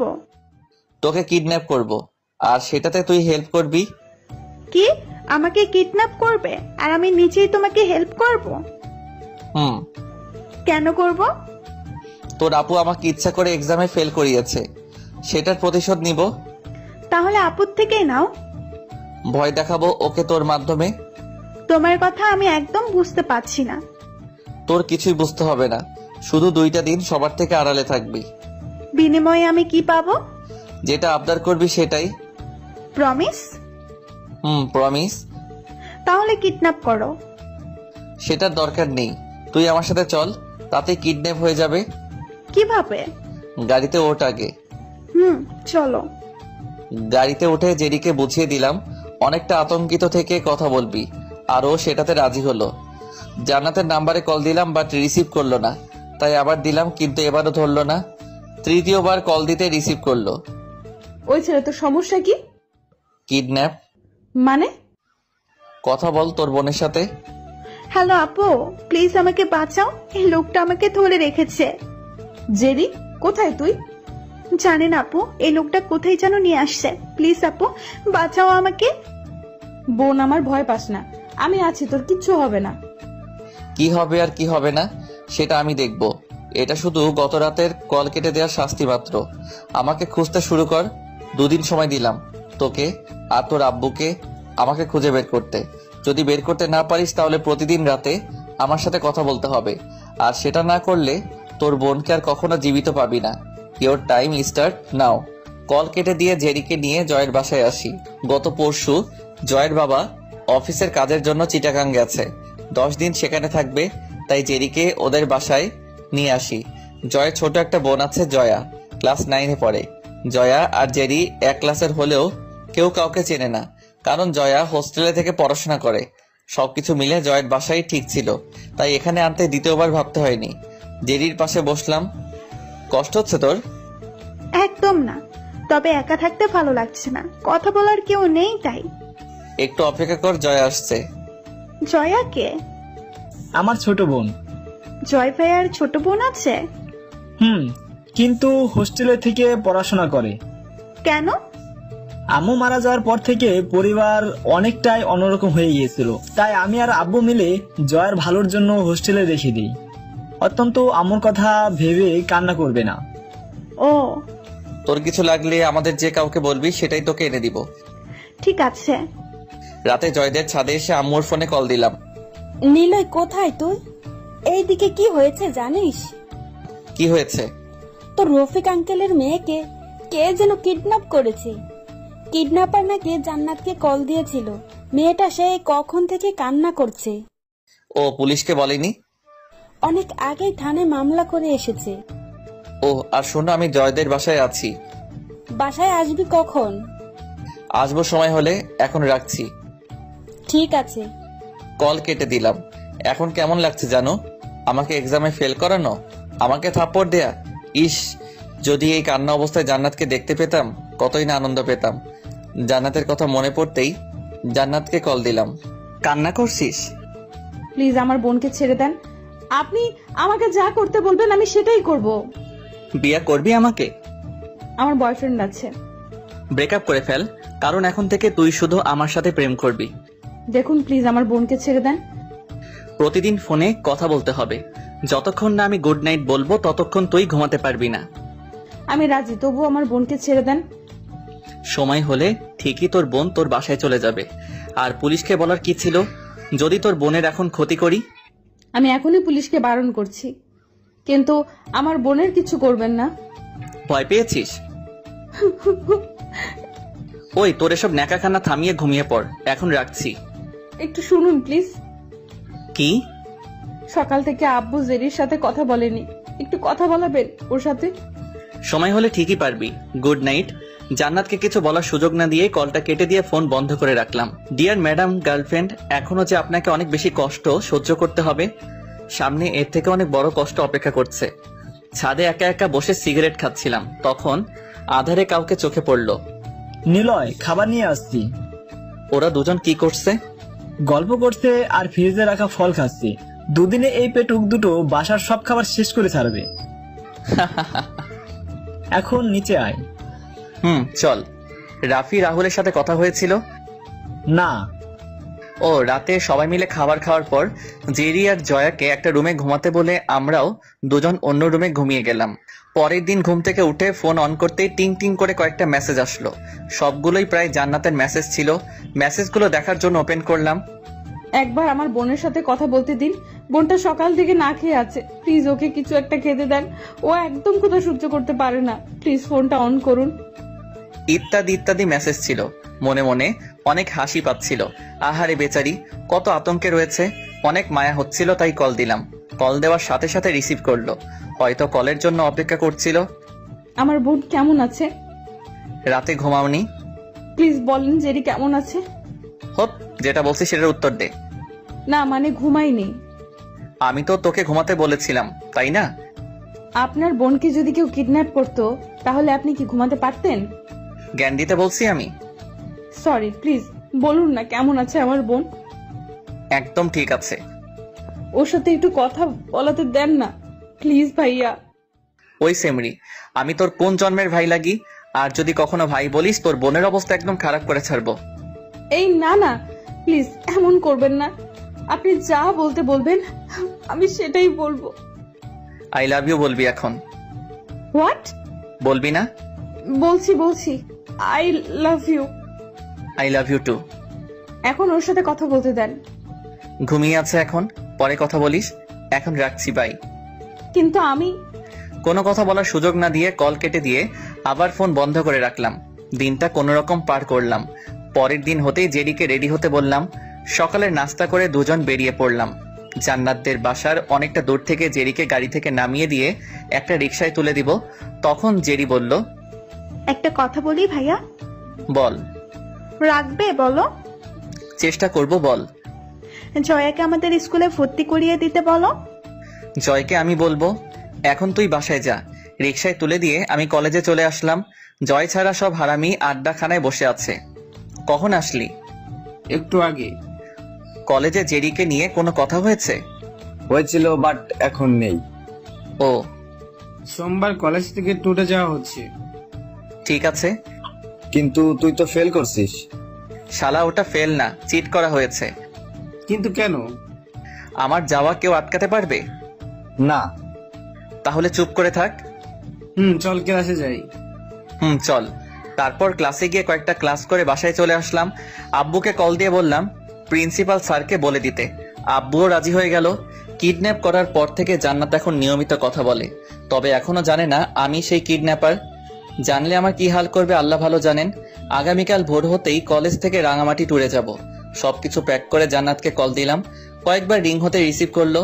এত লেট হলো কেন? সব কথা কি আপনাকে বলতে হবে? আমাকে বলতে চাও না বুঝি? হ্যাঁ, আমি সব কথার উত্তর আপনাকে দিতে পারবো না।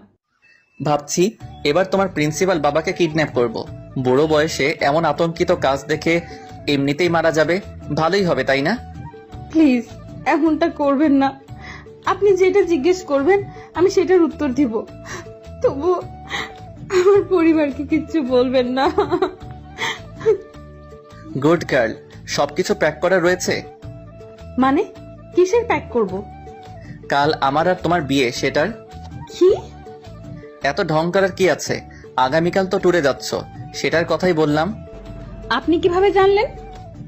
কারণ আমি সব সময় তোমার পাশে থাকি। তাহলে সামনে আসেন না কেন? আড়াল থেকে দেখতেই ভালোই লাগে। আর তোমার এক্স বয়ফ্রেন্ডের সাথে সবকিছু শেষ করছো? এক্স বয়ফ্রেন্ড কে? যাকে তুমি ভালোবাসতে। আমি এখনো ফয়সালকেই ভালোবাসি। Okay fine. কাকে চাও, পরিবার নাকি তাকে? কেন আমার সাথে এমন করছেন? হোপ, যেটা বলছি সেটার উত্তর দাও। যদি ফয়সালকে চাও তাহলে আগামীকাল রাঙামাটিতেই তোমার বাবা আর ছোট বোনকে মেরে দিব। আর যদি পরিবারকে চাও তাহলে এখনই ফয়সালের সাথে ব্রেকআপ করবে। ডিসিশন নাও, কোনটা নিবে।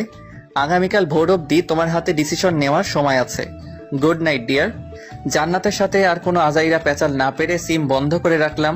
সামনাসামনি যতটাই এখন চুপ থাকে তার থেকেও বেশি ফোনে হুমকি দেয়। যার সাথে এমন একটা হবুশালী আছে তার কাছে এরকম প্ল্যান করা কোনো ব্যাপারই না। আব্বু সেদিন আঙ্কেলকে কল দিয়ে বলে দিয়েছে, তাই ট্যুরে যাওয়ার সব ব্যবস্থা হয়ে গেছে। ভাবছি আগামীকাল রাঙামাটি গিয়ে কি করা যায়। নিজের অজান্তে একটা শয়তানি বুদ্ধি চেপে বসলো। প্ল্যানটা কিভাবে সাকসেসফুল করা যায় সেটা কিছু সময় ভাবাভাবির পর ঘুমিয়ে গেলাম। পরের দিন আম্মুর ডাকে ঘুম থেকে উঠে বাথরুমে গেলাম। ফ্রেশ হয়ে রুমে এসে সিমটা অন করে জান্নাতকে কল দিলাম। প্রথমবার রিসিভ করলো না, তাই আবার দিলাম। এবার একবার রিং হতেই ধরলো। কল করেছেন কেন? জানার জন্য। আর কি জানার আছে আপনার? ব্রেকআপ করার কথা। রাতেই করেছি। হ্যাপি এবার? এত চিল্লাচিল্লি করতে বলছি আমি? দেখুন আমার ভালো লাগছে না, রাখছি। রাখতে বলছি আমি?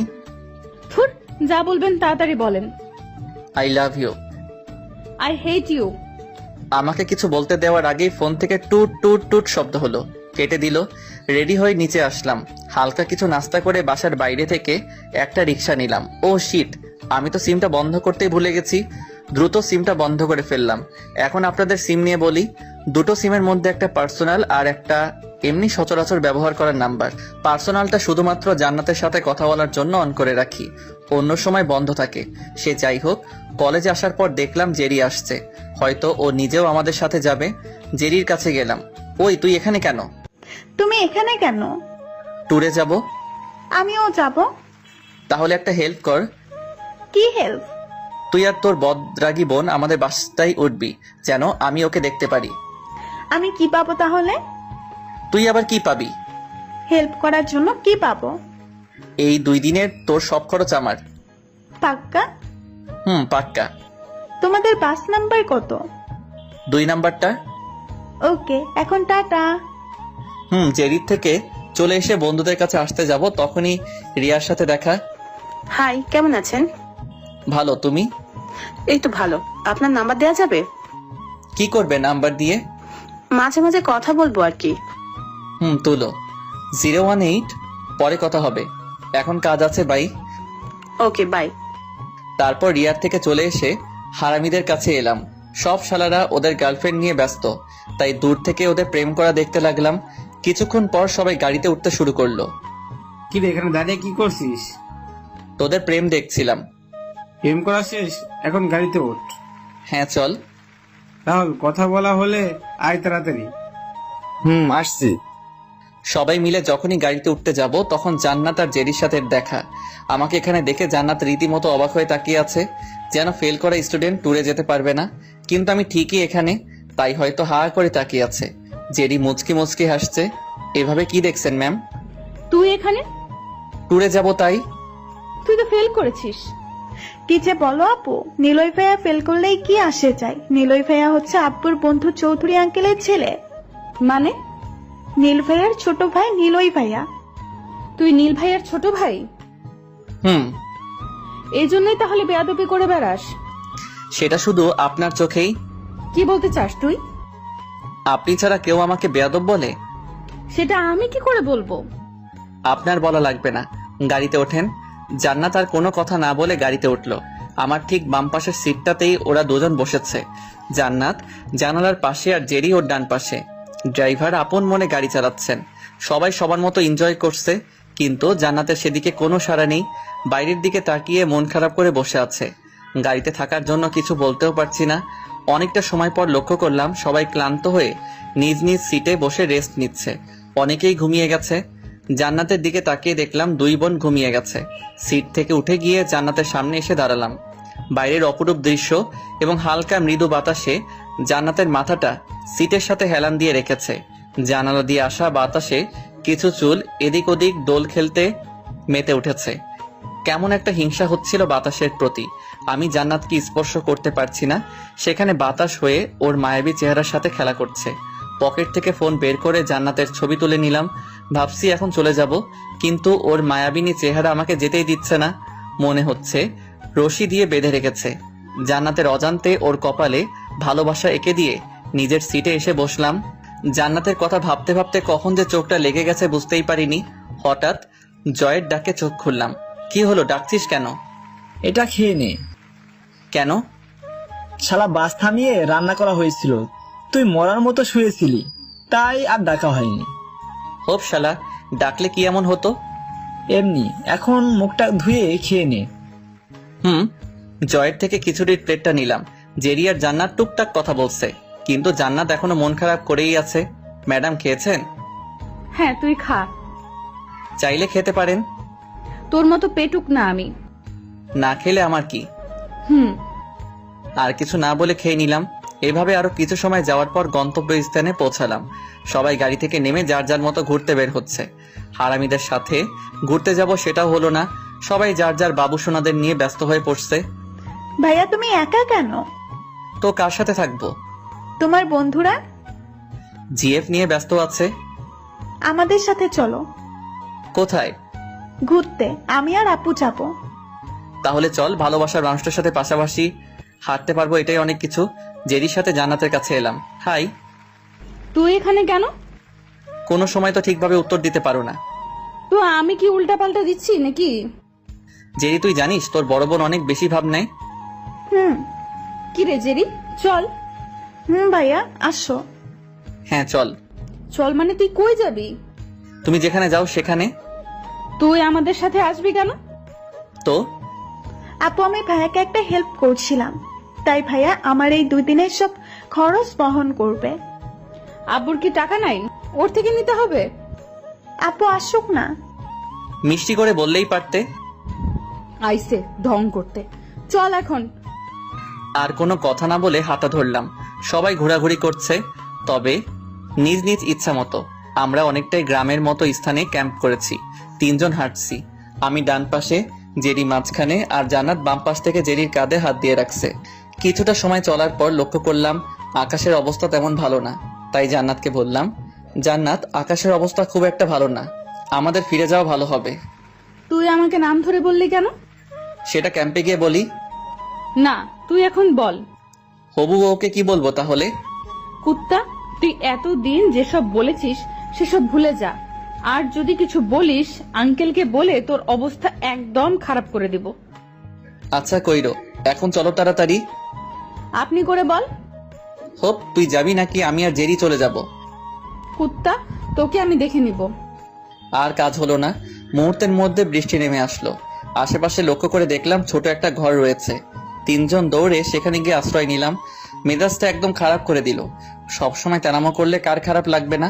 এখন হলো তো বৃষ্টি, তোমার কি সবসময় তেরামো না করলে হয় না? ওই, আমি আবার কিসের তাড়ামো করলাম? তোমাকে এসব বলে কোনো লাভ নাই। প্রায় সন্ধ্যা হয়ে আসলো, কিন্তু এদিকে বৃষ্টি থামার কোনো নামগন্ধ নেই। মনের ভুলে ফোনটাও ব্যাগে রেখে আসছি। তোমার ফোনটা দাও তো। কেন? বন্ধুদের কল দিব, যেন আমাদের এগোতে এখানে আসে। তোর ফোন নেই? ব্যাগে রেখে আসছি। যা বলার দ্রুত বলবি। ফোনে টাকা নেই, রিচার্জ করতে হবে এখন। জান্নাতের ফোনটা নিয়ে রাফিকে কল দিলাম। কে বলছেন? আমি নিলয়। তুই এখন কোথায়? জানি না, তবে ক্যাম্প থেকে পূর্ব পাশে আয়। এটা কার নাম্বার? জান্নাতের থুক্কু ম্যামের। তাহলে ভালো আছিস? আমাদের আসতে হবে কেন? কথা বলা বাদ দিয়ে কিছু নিয়ে এদিকে আয়। ঠিক আছে, আর শোন। কিছু বলার আগেই ব্যালেন্স শেষ। ফকিন্নি একটা, অনেক বেশি বোরিং লাগছে। জেরির সাথে টুকটাক কথা বলতে পারলেও জান্নাতের সাথে একদম কথা বলতে পারছি না। কিছু সময় পর সামনে কিছু লাইটের আলোতে মনে শান্তি পেলাম। মনে হচ্ছে হারামিরা আসছে, কিন্তু না, লোকজনগুলো কাছে আসতেই মন খারাপ হয়ে গেল। ওনাদের আমরা চিনিই না, তবে মানুষগুলো আমাদের দিকেই এগিয়ে আসছে। কিছু বৃদ্ধ মানুষের সাথে একটা যুবক ছেলে। তোমরা কারা আর এখানে কি চাই? আঙ্কেল, আমরা এখানে ঘুরতে এসেছি। ঘুরতে আসছো নাকি অন্য কিছু? অন্য কিছু মানে কি বলতে চান? সেটাই বলতে চাই যেটা তোরা ভাবছিস।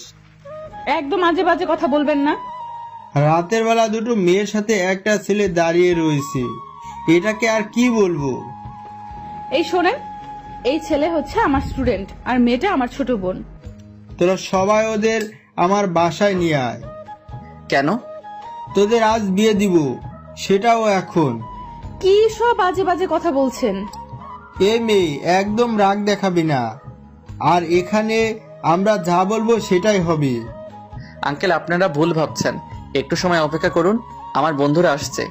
চাচা, ওনাদের সাথে একটু অপেক্ষা করি, হয়তো ওনারা সত্যি কথা বলছে। তুই জানিস না কিছুদিন আগে কি হয়েছিল? জানি, কিন্তু কোনো কিন্তু না, ওদের নিয়ে চল। নিজেদের অনিচ্ছা বশত ওনাদের সাথে যেতে হচ্ছে। আমি পালাতে পারলেও জান্নাত জেরি পারবে না। তাছাড়া জেরি অনেক ভয় পেয়ে আছে। সবাই মিলে আমাদের জোর করে একটা বাসায় নিয়ে আসলো। আমাদের কিছু বলার সুযোগ না দিয়ে একটা রুমে আটকিয়ে দিল। শালার বিপদ যখন আসে সব দিক থেকেই আসে।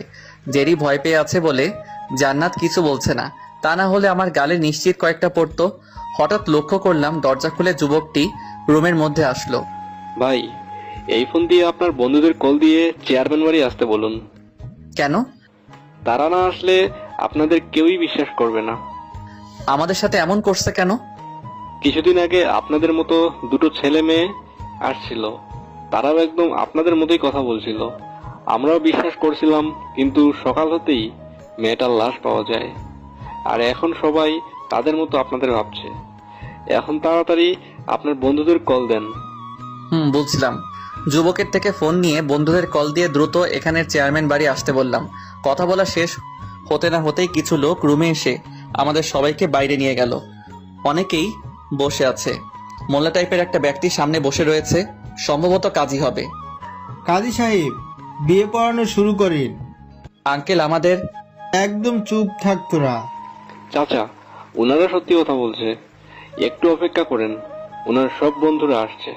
কাজী সাহেব, কোনো কথায় কান দিবেন না, আপনি বিয়ে পড়ান। অনিচ্ছাকৃতভাবে জোর করে আমাদের বিয়ে দেয়া হলো। যুবকের সাথে আমি বসে আছি, আর জান্নাত জেরি আলাদা বসে আছে। অনেকটা সময় পর হলো, কিন্তু শালার বন্ধুরা এখনো আসলো না। এখন তোমরা স্বামী স্ত্রী, এটাই বড় কথা। ওনাদের এমন কথায় জান্নাত রেগে ফায়ার হয়ে বাড়ি থেকে বের হয়ে গেল। আমরাও আর না থেকে জান্নাতের পিছু পিছু চলে আসলাম। জান্নাতের সাথে পিছু হাঁটতে হাঁটতে নিজেই ক্লান্ত হয়ে গেছি, তবুও মহারানীর থামার কোনো নামগন্ধ নেই। কুত্তার বাচ্চা, এটা তোর প্রতিশোধ ছিল?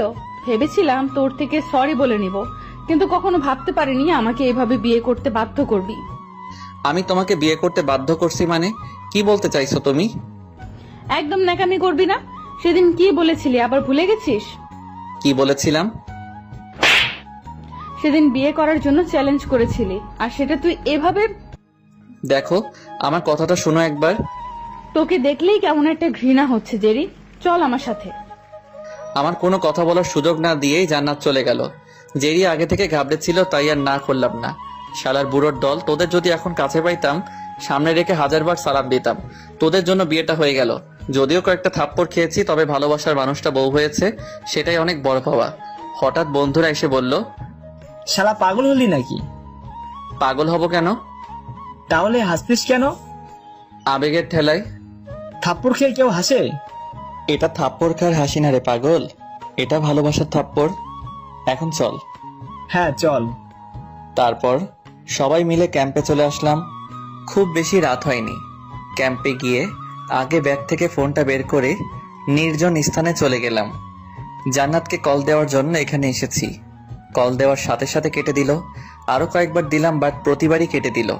একটা মেসেজ লিখে পাঠালাম, তুমি কি চাও? এখান থেকে তোমাকে জোর করে তুলে নিয়ে গিয়ে বিয়ে করি? মেসেজটা সেন্ড করার পর মনে পড়ল জান্নাতের ফোনে টাকা নাই, তাই আবার কল দিলাম। এবার রিং হওয়ার সাথে সাথে রিসিভ করলো। বারবার কেটে দেওয়ার মানে কি? মানে খুব সিম্পল, আমি আপনার সাথে কথা বলতে একদম বিরক্তি ফিল করি। কিন্তু আমি করি না। আর শোনো, ওই বেটা নিলয়ের সাথে আর কখনো যেন না দেখি। আপনি জানলেন কি করে আমি আজ নিলয়ের সাথে ছিলাম? সেটা তোমার না জানলেও চলবে। এরপরেও যদি ওর সাথে দেখি, তাহলে তোমার আগে ওকে খুন করব। করলে আমারই ভালো হবে। বজ্জাতটা সব সময় আমাকে প্যারা দেয়। মেরে দেয় ওকে? জানি না আমি। প্লিজ আমাকে আর কল দিবেন না। তাহলে কাকে কল দিব? যাকে খুশি দেন, বাট আমাকে না। তাহলে তোমার বোনকে আবার কিডন্যাপ করি? কি বলো ডিয়ার হবু বউ? ধুর, আমি আপনার প্রায় সব কথাই শুনছি, তারপরেও কেন আমার সাথে এমন করছেন? ভালোবাসি তাই। কিন্তু আমি আপনাকে বাসি না। তোর ওই ফয়সালের সাথে ব্রেকআপ করিসনি কেন? করিনি, আর কখনো করবও না। ঠিক আছে, আমিও দেখব। আর কোনো কথা না বলে সিমটা বন্ধ করে সবার সামনে চলে আসলাম। কি, কোথায় গিয়েছিলি? একটু কাজ ছিল। কি কাজ? 2 নাম্বার। আর কিছু বলবি? ঠিক আছে। জান্নাত কোথায়? আর কোনো মেয়েকে এখানে দেখছি না কেন? মেয়েদের জন্য বাসের মধ্যে জায়গা করেছি। ও এখন চল খেয়ে নে। হ্যাঁ চল। তারপর সবাই মিলে রাতের খাবার খেয়ে নিলাম। খাওয়া শেষ করে কয়েকটা বড় বড় ক্যাম্প করা হয়েছিল, সেটাতেই ঘুমাতে হলো। পরের দিন ঘুম থেকে উঠে পাশের ছোট একটা পুকুর থেকে মুখ ধুয়ে ঘুরতে বের হলাম। এখনো সবাই ঘুমিয়ে আছে। চারপাশে নিস্তব্ধতা বিরাজ করছে। মাঝে মাঝে পাখিদের কলরবে মনটাকে ব্যাকুল করে দিচ্ছে। রাতের অন্ধকারে খেয়াল করিনি, তবে এলাকাটা অনেকটাই পাহাড়ি এবং অপরূপ সুন্দরতা নিয়ে ফুটে উঠেছে। এখনো সূর্য ওঠেনি, তাই অনেকটা দৌড়ের মতো করে পাশের একটা পাহাড়ের উপরে উঠলাম। পাহাড়ের উপরে উঠে যেন এলাকাটা আরো বেশি সুন্দর দেখাচ্ছে। সূর্য উদয় হওয়া দেখে ক্যাম্পের দিকে রওনা দিলাম। ক্যাম্পের সামান্য একটু দূর থেকে লক্ষ্য করলাম সবাই একসাথে দাঁড়িয়ে আছে। জয়, রাফি, রাহুল কাকে যেন বারবার কল করছে।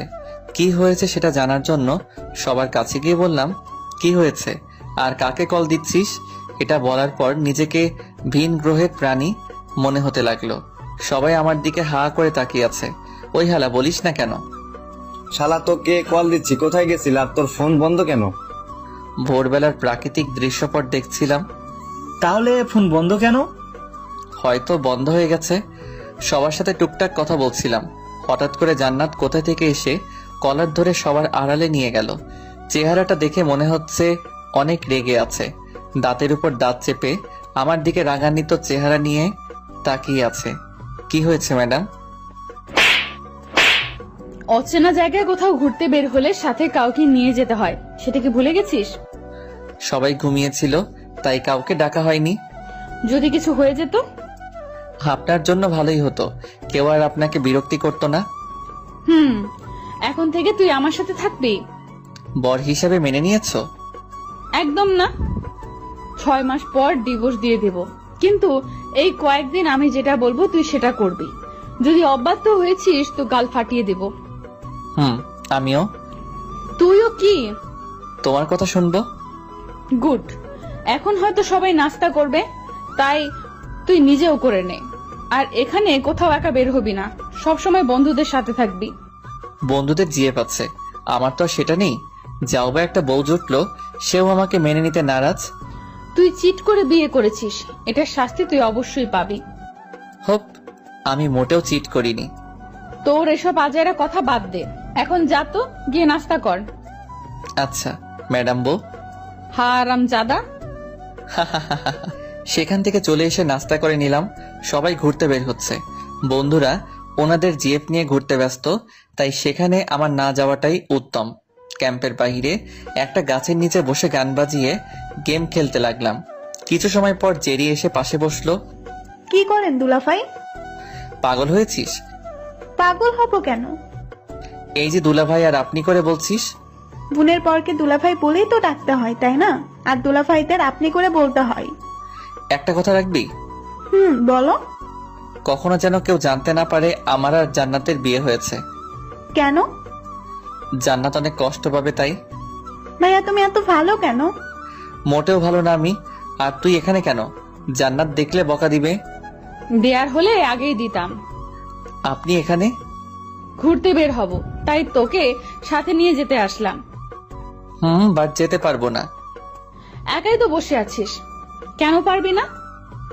আপনার সাথে গেলে আবার যদি অন্য কেউ আমাদের ধরে বিয়ে দিয়ে দেয়। কতবার বিয়ে করবি শুনে? একবার তো বিয়ে হয়ে গেছে। একটু আগে কি বললাম তোকে? মনে আছে, তবে অন্যদের বলবো না। গুড। আপনারা বরং যান। ওই এত কথা বলিস কেন? যেতে বলছি যাবি, চল আমাদের সাথে। কি? চল বলছি। ঠিক আছে চলেন। 3 জন মিলে ঘুরতে বের হলাম। তবে আজ গতকালকের থেকে বিপরীত দিকে। জান্নাতের সাথে তেমন কোনো কথা বলিনি, তবে ওকে ইমপ্রেস করার সব রকম কাজ করেছি। কিছু সময় ঘোরাঘুরি করার পর বড় একটা নদীর সামনে বসে স্রোত দেখতে বসে গেলাম। সেখানে কিছু সময় আড্ডা দেওয়ার পর ক্যাম্পে চলে আসলাম, কারণ সবাইকে দুপুর অবধি ঘোরাঘুরি করার সময় দেয়া হয়েছিল। সবাই মিলে দুপুরের খাবার খেয়ে বাসে উঠে পড়লাম।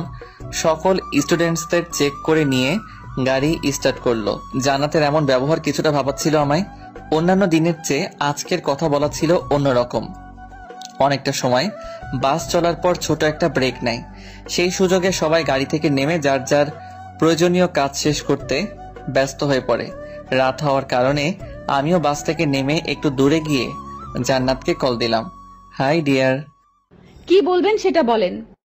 এত রাগ কেন তোমার শুনি? সেটা আমার ইচ্ছা। বাইরে থেকে কিছু কেনার দরকার নেই। আমি তোমার সিটের উপর কিছু খাবার রেখে দিয়েছি, সেটাই খেয়ে নিও। আপনার জিনিস আমি খেতে পারবো না। আমিও দেখবো না খেয়ে কি করো। টুট টুট টুট। কিছু না বলেই কল কেটে দিল। বাস থেকে নামার পরপরই রেস্টুরেন্ট থেকে 2টা বিরিয়ানির প্যাকেট রেখে দেয়, যেন জান্নাত জেরি খেতে পারে। বাইরে থেকে একটা সিগারেট খেয়ে বাসে উঠতে একটু দেরি হয়ে যায়। কোথায় গিয়েছিলি? বাইরে। কি করছিলি? 1 নাম্বার চেপেছিল। এত সময় লাগে? সিরিয়াল দিয়ে করতে হয়। হয়েছে, আর বলা লাগবে না, যা গিয়ে বস। সিটে বসে জান্নাতের দিকে আড়ালে তাকিয়ে আসি। দেখতে চাইছিলাম ও এখন কি করে। কিছুটা সময় তাকিয়ে থাকার পর আমি যে 2টো প্যাকেট রেখেছিলাম সেগুলো জানালা দিয়ে ফেলে দিল। ইচ্ছা করছিল গিয়ে মাথা ফাটিয়ে দেই, আর তাকিয়ে না থেকে ঘুমানোর চেষ্টা করলাম। অনেকটা সময় হলো কিন্তু ঘুম ধরছে না। সবাই ঘুমিয়ে গেছে, শুধু জান্নাত জেরি ছাড়া। আমি এখন গেম খেলতে ব্যস্ত। জান্নাতকে এখন দেখতে ইচ্ছা করছিল না, তাই পাশ ফিরে চোখ বন্ধ করে আছি। কিছুটা সময় যাওয়ার পর কারো ডাকে তাকিয়ে দেখলাম জেরি দাঁড়িয়ে আছে। তুই এখানে কেন? আপু ডাকছে তোমাকে। কেন? আমি কি জানি। আর কোনো প্রশ্ন না করে জেরির সাথে আসলাম। কি হয়েছে, ডাকছেন কেন? এটা কি তোর কলেজ? না, কেন? তাহলে আপনি করে বলছিস কেন? স্ত্রীকে কি কেউ আপনি করে বলে? বরকে কি কেউ তুই করে বলে? রাইট। আপু তুমি দুলাভাইকে তুমি করে বলো, আর দুলাভাই তোমাকে তুমি করে বলবে। থাপ্পড় দিয়ে গাল ফাটিয়ে দেব। চুপচাপ বসে থাক, বড়দের সামনে কথা বলতে নাই। ওকে। জেরি, তুই এদিকে চেপে বস, নিলয়কে একটু বসার জায়গা করে দে। কেন? খাবার খাবো তাই। আমার ইচ্ছা নাই। কিন্তু তুই এখন খাবি, ব্যাস। আমি খেতে পারবো না। তুই খেতে পারবি না মানে? তোর 14 গোষ্ঠী খাবে। অনেকটা জোর করে খাইয়ে দিল। খাবার শেষ করে নিজের সিটে এসে বসলাম। জান্নাতের দিকে তাকিয়ে থাকতে থাকতে কখন যে ঘুমিয়ে গেছি একদম টের পাইনি। রাফির ডাকাডাকিতে ঘুম থেকে উঠতে হলো। শালা, এভাবে চিল্লাচিল্লি করছিস কেন? চলে এসেছি তাই। নাম এখন বাস থেকে। চল। জান্নাতকে দেখতে পেলাম না, হয়তো আমাদের আগেই নেমে গেছে। বাস থেকে নেমেই জেরির সাথে দেখা। ভাইয়া আসো। কোথায়? বাসায় যাবে না? না, আমরা এখন রাহুলের বাসায় যাব। কারো বাসায় যাওয়া হচ্ছে না, আমাদের সাথে এখন বাসায় যাবি। আব্বু অপেক্ষা করছে, চল। জান্নাতকে আর কোনো কথা না বলে বন্ধুদের থেকে বিদায় নিয়ে ওদের বাড়িতে উঠলাম। স্যার আর ড্রাইভার সামনে বসার জন্য আমাকে পিছনে বসতে হলো। কি অবস্থা নিলয়? এই তো কোনো রকম। তুই এক্সামে ফেল করলে কি করে? এমন সময় এরকম কথা শুনবো আশাই করিনি। জান্নাতের দিকে তাকিয়ে দেখলাম মাথা নিচু করে বসে আছে। কি হলো, বলছিস না কেন? এক্সাম পেপারে কিছু লিখলে তো পাস করব। মানে? সেদিন একটু অসুস্থ ছিলাম, তাই না লিখেই বাসায় চলে যাই। ও, বরাবর যেন এমন না হয়। জি। কথাগুলো শেষ করে জান্নাতের দিকে লক্ষ্য করে দেখলাম অবাক দৃষ্টিতে তাকিয়ে আছে। সেদিকে কিছু না বলে চুপচাপ বসে রইলাম। আমার বাসার সামনে আসতেই আমাকে নামিয়ে দিয়ে ওনারা সবাই চলে গেল। সকালে আম্মুর ডাকে ঘুম থেকে উঠে ফ্রেশ হতে বাথরুমে গেলাম। ফ্রেশ হয়ে রেডি হয়ে নিচে আসলাম। সবাই নিচে বসে আছে। কে, কাল কখন আসছিলে? অনেক রাতে। তোমার শরীরের কি অবস্থা এখন? এই তো ভালো। আব্বু, একটা কথা ছিল। বলো। আমার একটু ঢাকা যেতে হবে। কেন? একটা কাজ আছে, সাথে কিছু টাকাও লাগবে। কি কাজ সেটা আগে বল। একটা বিয়েতে যাব। কার বিয়েতে? আমার একটা ফ্রেন্ডকে চেনো, অয়ন নামের? যার বাবা এখন ঢাকাতে ট্রান্সফার হয়েছে। সেই। এখনই বিয়ে করবে নাকি? ও না, ওর একটা কাজিনের বিয়ে।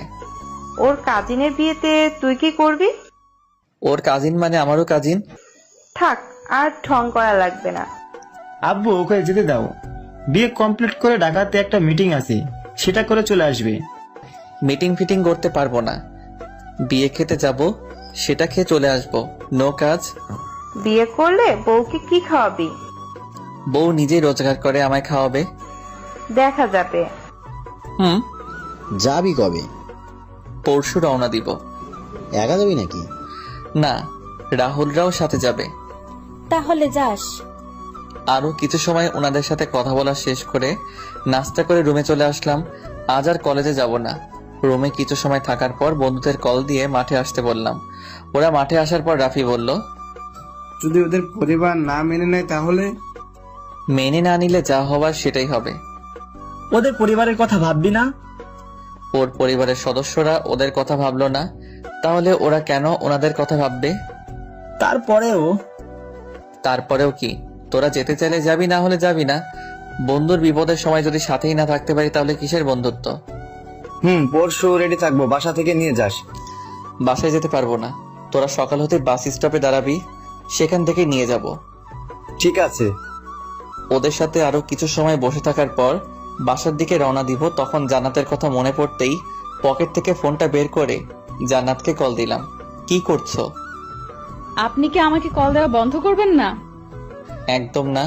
কল দেওয়া বন্ধ করলে তোমার সাথে আমার প্রেম হবে কি করে? আপনার সাথে কখনো আমার প্রেম হবে না। আর যদি হয়? হবে না। সেটা সময় বলে দিবে। এখন বলো, তোমাকে বারণ করা সত্ত্বেও ওই নিলয়ের সাথে কথা বলো কেন? সেটা আমার ইচ্ছা। একসাথে বসে খাওয়াটাও কি ইচ্ছা? মানে কি বলতে চান আপনি? কি ভেবেছো আমি কিছুই জানি না? রাতে দুজন একসাথে খাবার খেলে। আপনি জানলেন কি করে? আগেও বলছি, এখনো বলছি, তুমি কি করো না করো সব আমি জানি। এখন দেখছি আমাকে কিছু একটা করতে হবে। কি করবেন আপনি? অপেক্ষা করো, জানতে পারবে। জান্নাতকে কিছু বলার সুযোগ না দিয়েই কলটা কেটে দিয়ে সিম বন্ধ করে দিলাম। বাসায় এসে দিনটা কোনোরকম পার করলাম। পরের দিন সকালে নাস্তা শেষ করে কলেজে আসলাম। আজ একটু সকাল সকাল চলে আসছি। বন্ধুদের মধ্যে কেউ আসেনি। ক্লাসে আসতে যাব, তখনই রিয়ার সাথে দেখা।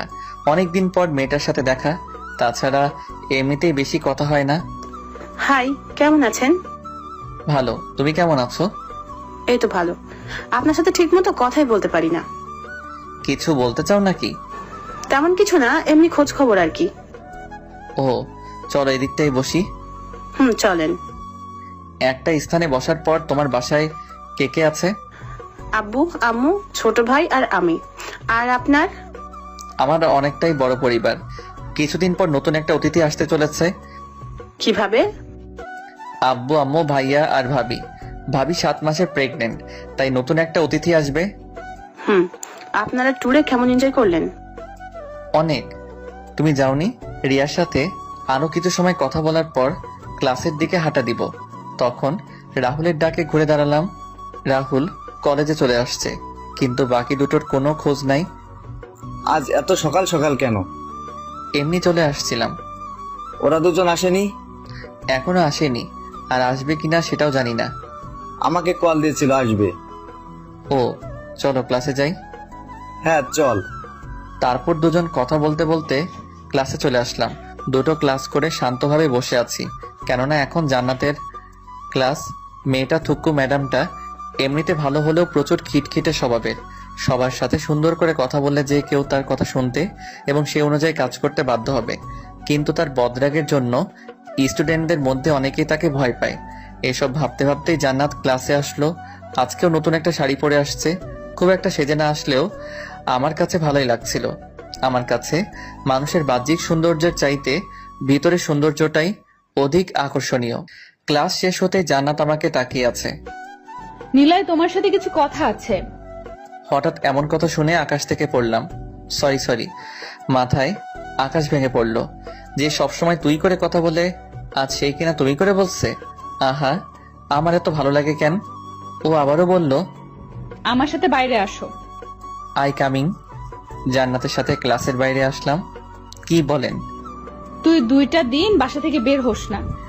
তুই করে যদি বলতেন, তাহলে ক্লাসে তুমি করে বলার কি দরকার ছিল? বাবা, রাগ করছিস নাকি? ওকে, এখন থেকে তুমি করেই বলবো। হ্যাপি? হ্যাঁ বউ। হারামি, কি বললি?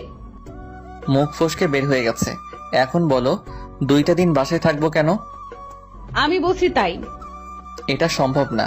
আগামীকাল আমরা বন্ধুরা মিলে ঢাকাতে যাচ্ছি। ঢাকাতে কেন? বিয়ে খেতে। আমার সাথে করে নিয়ে যাবে। আমারও কিছু কাজ আছে ঢাকাতে। কি কাজ? গেলেই জানতে পারবে। ঠিক আছে, রেডি হয়ে থেকো।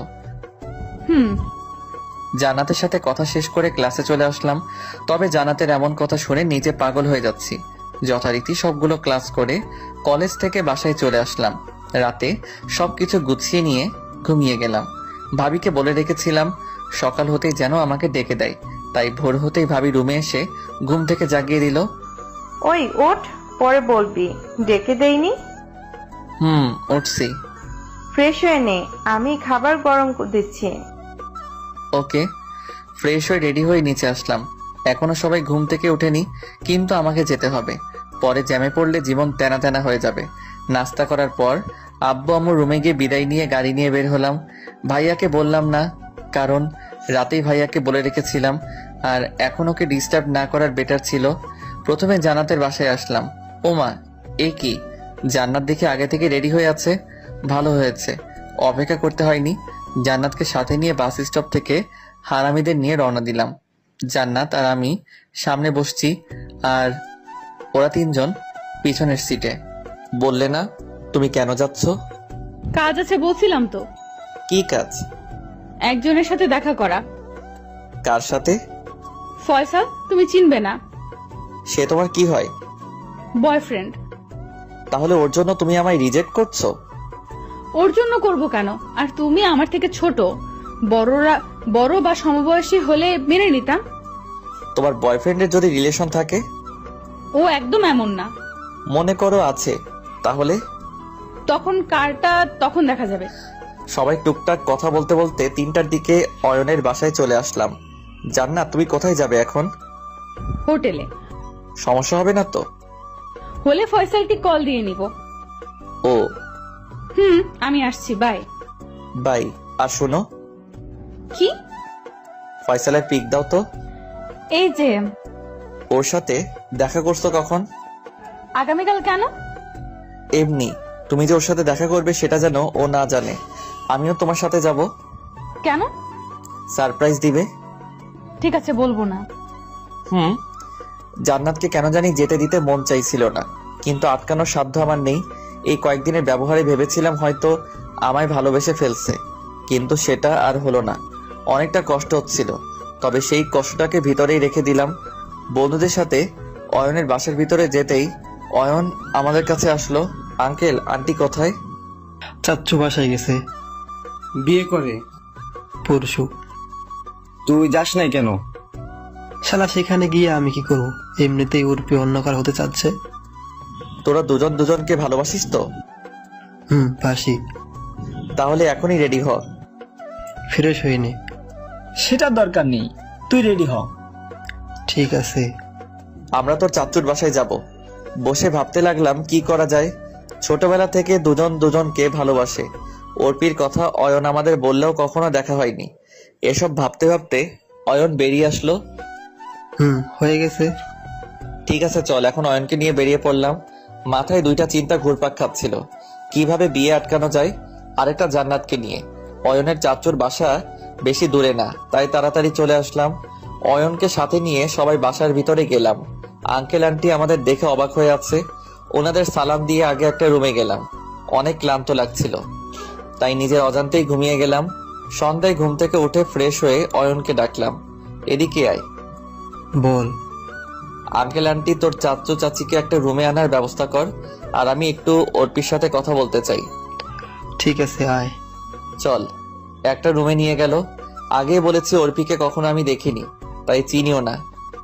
নিলয়, এ হলো অর্পি, আর অর্পি এ হল নিলয়, যাদের কথা তোকে বলছিলাম। হাই। হ্যালো ভাইয়া। তোরা কথা বল, আমি ওনাদের দেখছি। খুব তাড়াতাড়ি। ঠিক আছে। একটা সত্যি কথা বলতে পারবে? জি, বলুন। অয়নকে ভালোবাসো? তাহলে বিয়ে করছো কেন?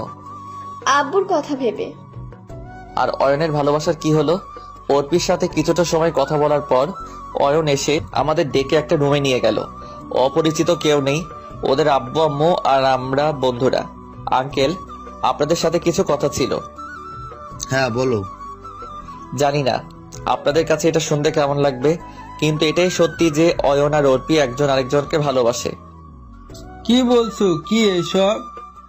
ঠিকই বলছি চাচ্চু, ওরা ছোট থেকেই ভালোবাসে। তোমরা তাহলে এটা বলার জন্য এসেছো? কিন্তু চাচ্চু, আমি আর কিছুই শুনতে চাই না। তোমরা এখন যেতে পারো। আমরা চলে যাব, বাট আমাদের কথাটা একবার শুনুন প্লিজ। নিলয়, তুমি কি বলো? আঙ্কেল, ওরা চাইলে কিন্তু পালিয়ে গিয়ে বিয়ে করতে পারতো, তবে সেটা করেনি। সেটা শুধুমাত্র আপনাদের সম্মানের কথা চিন্তা করে। ওরা ছাড়া আপনাদের আর কোনো সন্তান নেই। যদি ওরা হঠাৎ খারাপ কিছু করে তখন কি হবে? সবাইকে তখন পস্তাতে হবে। আর যদি আপনারা ওদের মেনে নেন, তাহলে ওদের সাথে আপনারাও সুখে থাকবেন, কারণ সন্তানের সুখেই বাবা মায়ের সুখ। উৎপন, এদিকে আয়। বল। তোরা কি আমাদের এটা আগে থেকে বলতে পারলি না?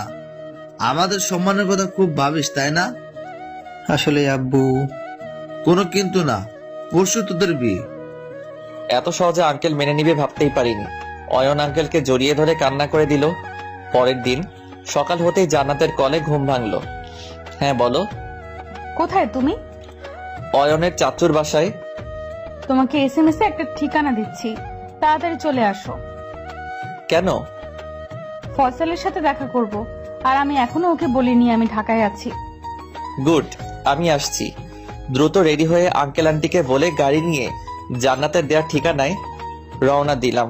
গতকাল রাতে সবাই অনেক রাত জেগেছিলাম, তাই সবাই এখনো ঘুমিয়ে আছে। প্রায় 45 মিনিট পর জান্নাতের দেওয়া ঠিকানাতে আসলাম। সেখানে বেশি কথা না বলে জান্নাতকে গাড়িতে তুলে ড্রাইভ করতে লাগলাম। কোথায় যাচ্ছি এখন? ওদের বাসায়। ও, জান্নাতের কথা মতো একটা বাসার সামনে আসলাম। তেমন কোনো লোকজন নেই, অনেকটা নিরিবিলি পরিবেশ। যখনই জান্নাত গাড়ি থেকে নেমে যাবে তখন বাসা থেকে একটা ছেলে আর একটা মেয়ে বের হয়ে আসলো। ওনারা কারা? ফয়সাল, বাট মেয়েকে চিনি না। ওর জিএফ হবে হয়তো। মোটেও না। তুমি গাড়িতে গিয়ে বসে থাকো, আমি আসছি। কোথায় যাবে? দেখতেই পাবে। আর তোমাকে কল দিলাম, রিসিভ করো, তাহলে আমাদের সব কথা শুনতে পারবে তুমি। ঠিক আছে। পাশে থাকা গোলাপ গাছ থেকে একটা গোলাপ নিয়ে মেয়েটার সামনে হাঁটু গেড়ে বসলাম। তোমাকে আমার অনেক ভালো লাগে। যেদিন তোমাকে প্রথম দেখেছি সেদিন থেকেই তোমার প্রেমে পড়ে গেছি। হবে কি আমার রাত জেগে চাঁদ দেখার সঙ্গী? ও হ্যালো, এটা আমার গার্লফ্রেন্ড। আপনার? হ্যাঁ। কতদিনের রিলেশন? 2 বছরের। আপনার কি একটাই গার্লফ্রেন্ড? হ্যাঁ। আর আপনি অন্য কাউকে প্রপোজ করেন?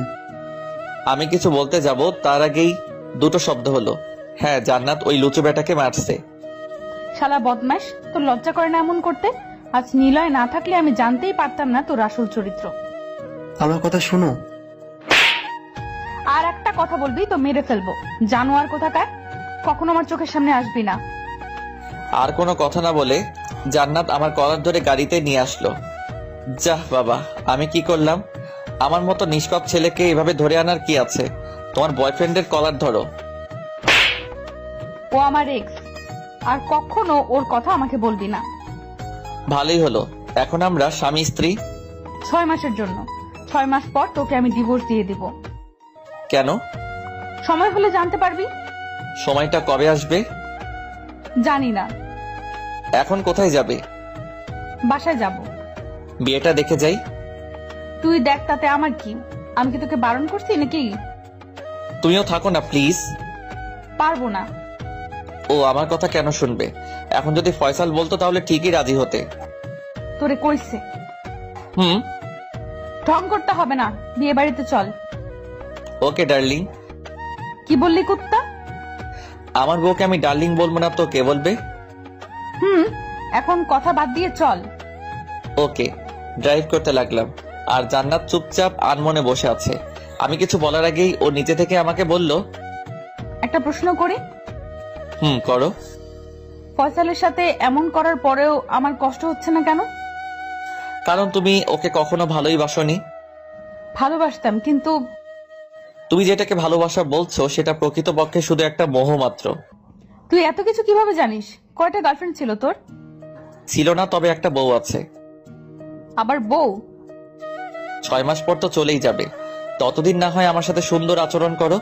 তোমাকে প্রমিস করছি 6 মাস পর যখন তুমি আমাকে ডিভোর্স দিবে তখন আমি ভুলেও তোমার সামনে যাব না। আমি চলে যাওয়ার পর কষ্ট পাবি না? সেটা তখনই বুঝতে পারবো যখন তুমি আমার জীবন থেকে হয়তো দূরে কোথাও চলে যাবে। আমাদের বিয়েটা যদি প্রকাশ করি তাহলে অনেক বড় ক্ষতি হবে, যেটা আমি চাই না। জানি না তুমি কোনো ক্ষতির কথা বলছো, কিন্তু একটা কথা মাথায় রেখো, যেদিন তুমি আমাকে ছেড়ে যাবে সেটাই আমার জীবনের সব থেকে ক্ষতির কারণ হয়ে দাঁড়াবে। জান্নাত কিছু বলতে যাবে তখন ওকে থামিয়ে দিয়ে গাড়ি থেকে নামতে বললাম, কারণ কথা বলতে বলতে অয়নের হবু শ্বশুর বাড়ি চলে আসছি।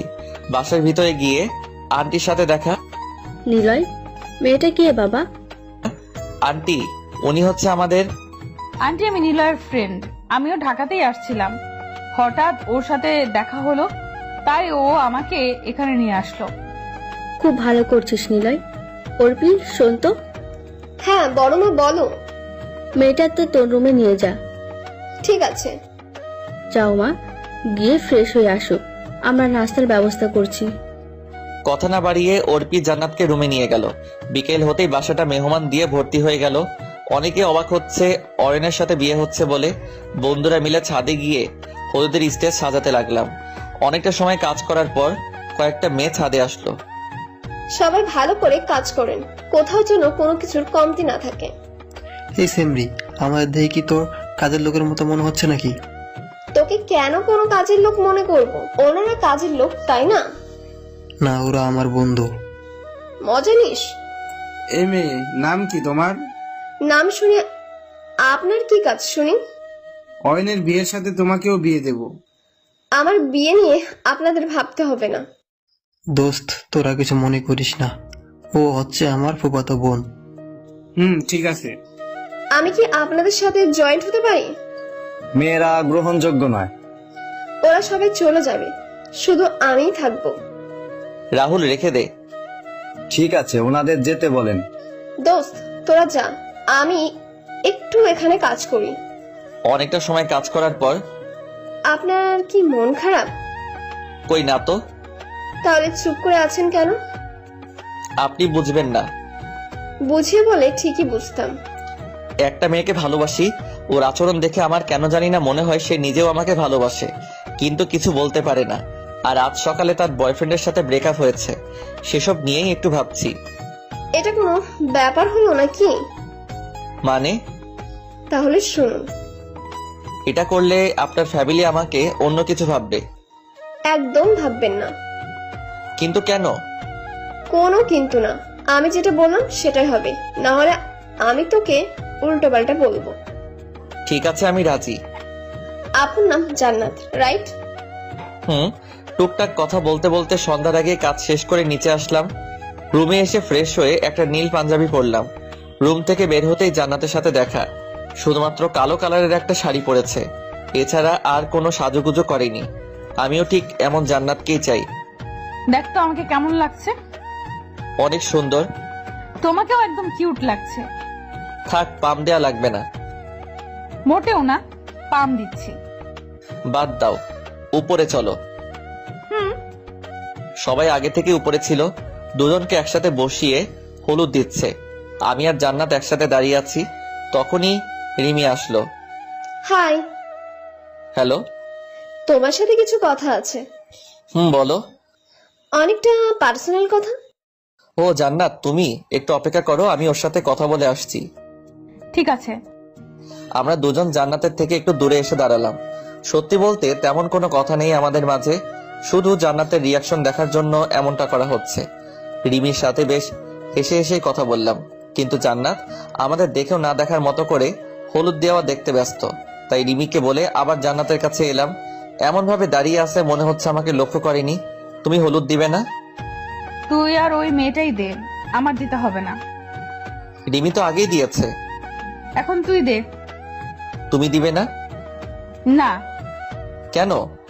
সেটা না জানলেও চলবে। চলো, জান্নাতকে কিছু বলার সুযোগ না দিয়েই ওর হাত ধরে হলুদ দেওয়ার জন্য এগিয়ে গেলাম। আমি অয়নের সামনে বসলাম আর জান্নাত অর্পির সামনে। দুজন ওদের হলুদ মেখে দিয়ে এক পাশে দাঁড়িয়ে আছি। তুমি আমার হাত ধরলে কেন? তুমি বারণ করনি কেন?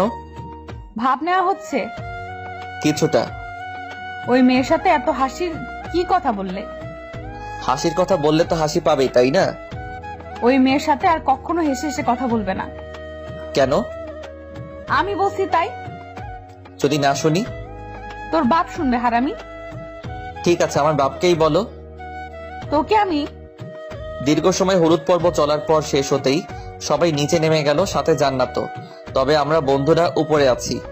সারাদিন সিগারেট খাওয়া হয়নি, তাই সবাই মিলে সিগারেট ধরালাম। হঠাৎ জান্নাতের কথা মনে পড়তেই কল দিলাম। জান্নাত কলটা ধরলো। ঢাকাতে কি করছো তুমি? সেটা আপনাকে বলতে বাধ্য নই আমি। যদি বিয়ে থেকে নিলয় উধাও হয়ে যায়? হোয়াট? আপনি এটাও জানেন? ইয়েস ডার্লিং, আর এটাও জানি যে আজ নতুন করে ব্রেকআপ হয়েছে তোমাদের। জানেন ভালো, রাখছি। আমাকে কিছু বলতে না দিয়ে কলটা কেটে দিল। কল কেটে দেওয়ায় নতুন করে কিছু ভাবলাম না। বন্ধুদের সাথে আরো কিছু সময় কাটিয়ে সবাই নিচে আসলাম। আর জান্নাত অর্পির রুমে অর্পির সাথেই ঘুমাবে। অনেকটা ক্লান্ত লাগছিল শরীরটা, এলিয়ে দিতেই ঘুমিয়ে গেলাম। পরের দিন সকালে রিমির ডাকে ঘুম থেকে উঠলাম। রুমে আমি আর রিমি ছাড়া আর কেউ নেই। এই মেয়ে এখানে কি করছে, আর হারামি গুলাও কোথায়? রিমিকে কিছু বলতে যাব তার আগে জান্নাত রুমে আসলো। আমাদের দুজনকে একসাথে দেখে অনেকটাই রাগান্বিত চেহারায় তাকিয়ে আছে। এখনই আমাদের আস্ত খেয়ে ফেলবে। পরক্ষণে মাথা নামিয়ে বলল, তোমার সাথে কথা ছিল। তোমরা কথা বলো, আমি আসছি। হ্যাঁ বলো। মারলি কেন? ওই মেয়ের সাথে একা একা কি কাজ থাকে তোর? কেন আসছিল ও তোর রুমে? আমি কি করে বলবো? ঘুম থেকে উঠে দেখি সে রুমে আছে। কিছু বলতে যাব তার আগে তুমি চলে আসলে আর এসে থাপ্পড় দিলে। একদম ঢং করবি না, আর তুই ওই মেয়ের সাথে কথা বলতে পারবি না। কেন পারবো না? আমি বলছি কথা বলবি না, ব্যাস। এত প্রশ্ন করার কি আছে? শুনতেও পারবো না? না, পারবি না। আচ্ছা। জান্নাত চলে যাওয়ার পর ফ্রেশ হয়ে রুমের বাইরে আসলাম। হারামিরা সবাই বাইরে টুকটাক কাজ করতে ব্যস্ত। আমিও বসে না থেকে ওদের সাথে সঙ্গ দিলাম। এই রিমি মেয়েটার সাথে যতই কথা বলতে চাই ততই সে কথা বলে। বিয়ে বাসা বলে কিছু বলতে পারছি না। ওদিকে আমাদের কথা বলা দেখে জান্নাত কেমন একটা অগ্নিময় চোখ নিয়ে তাকিয়ে থাকে। রাতে বিয়েটা শেষ হওয়ার পর আমি আর জান্নাত দাঁড়িয়ে আছি, তখনই রিমি আসলো। কিছু বলবে? হ্যাঁ বলো। আলাদাভাবে বলি। সেটার দরকার নেই।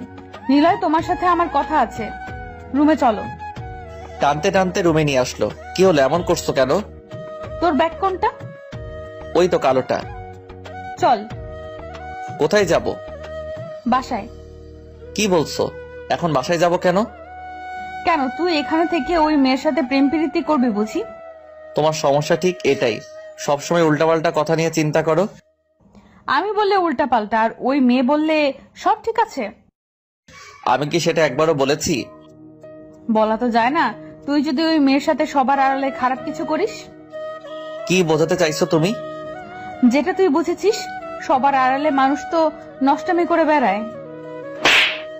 তোমাকে ভালোবাসি বলে সব কথা সহ্য করতে পারবো না। যদি কোনো মেয়ের সাথে এমন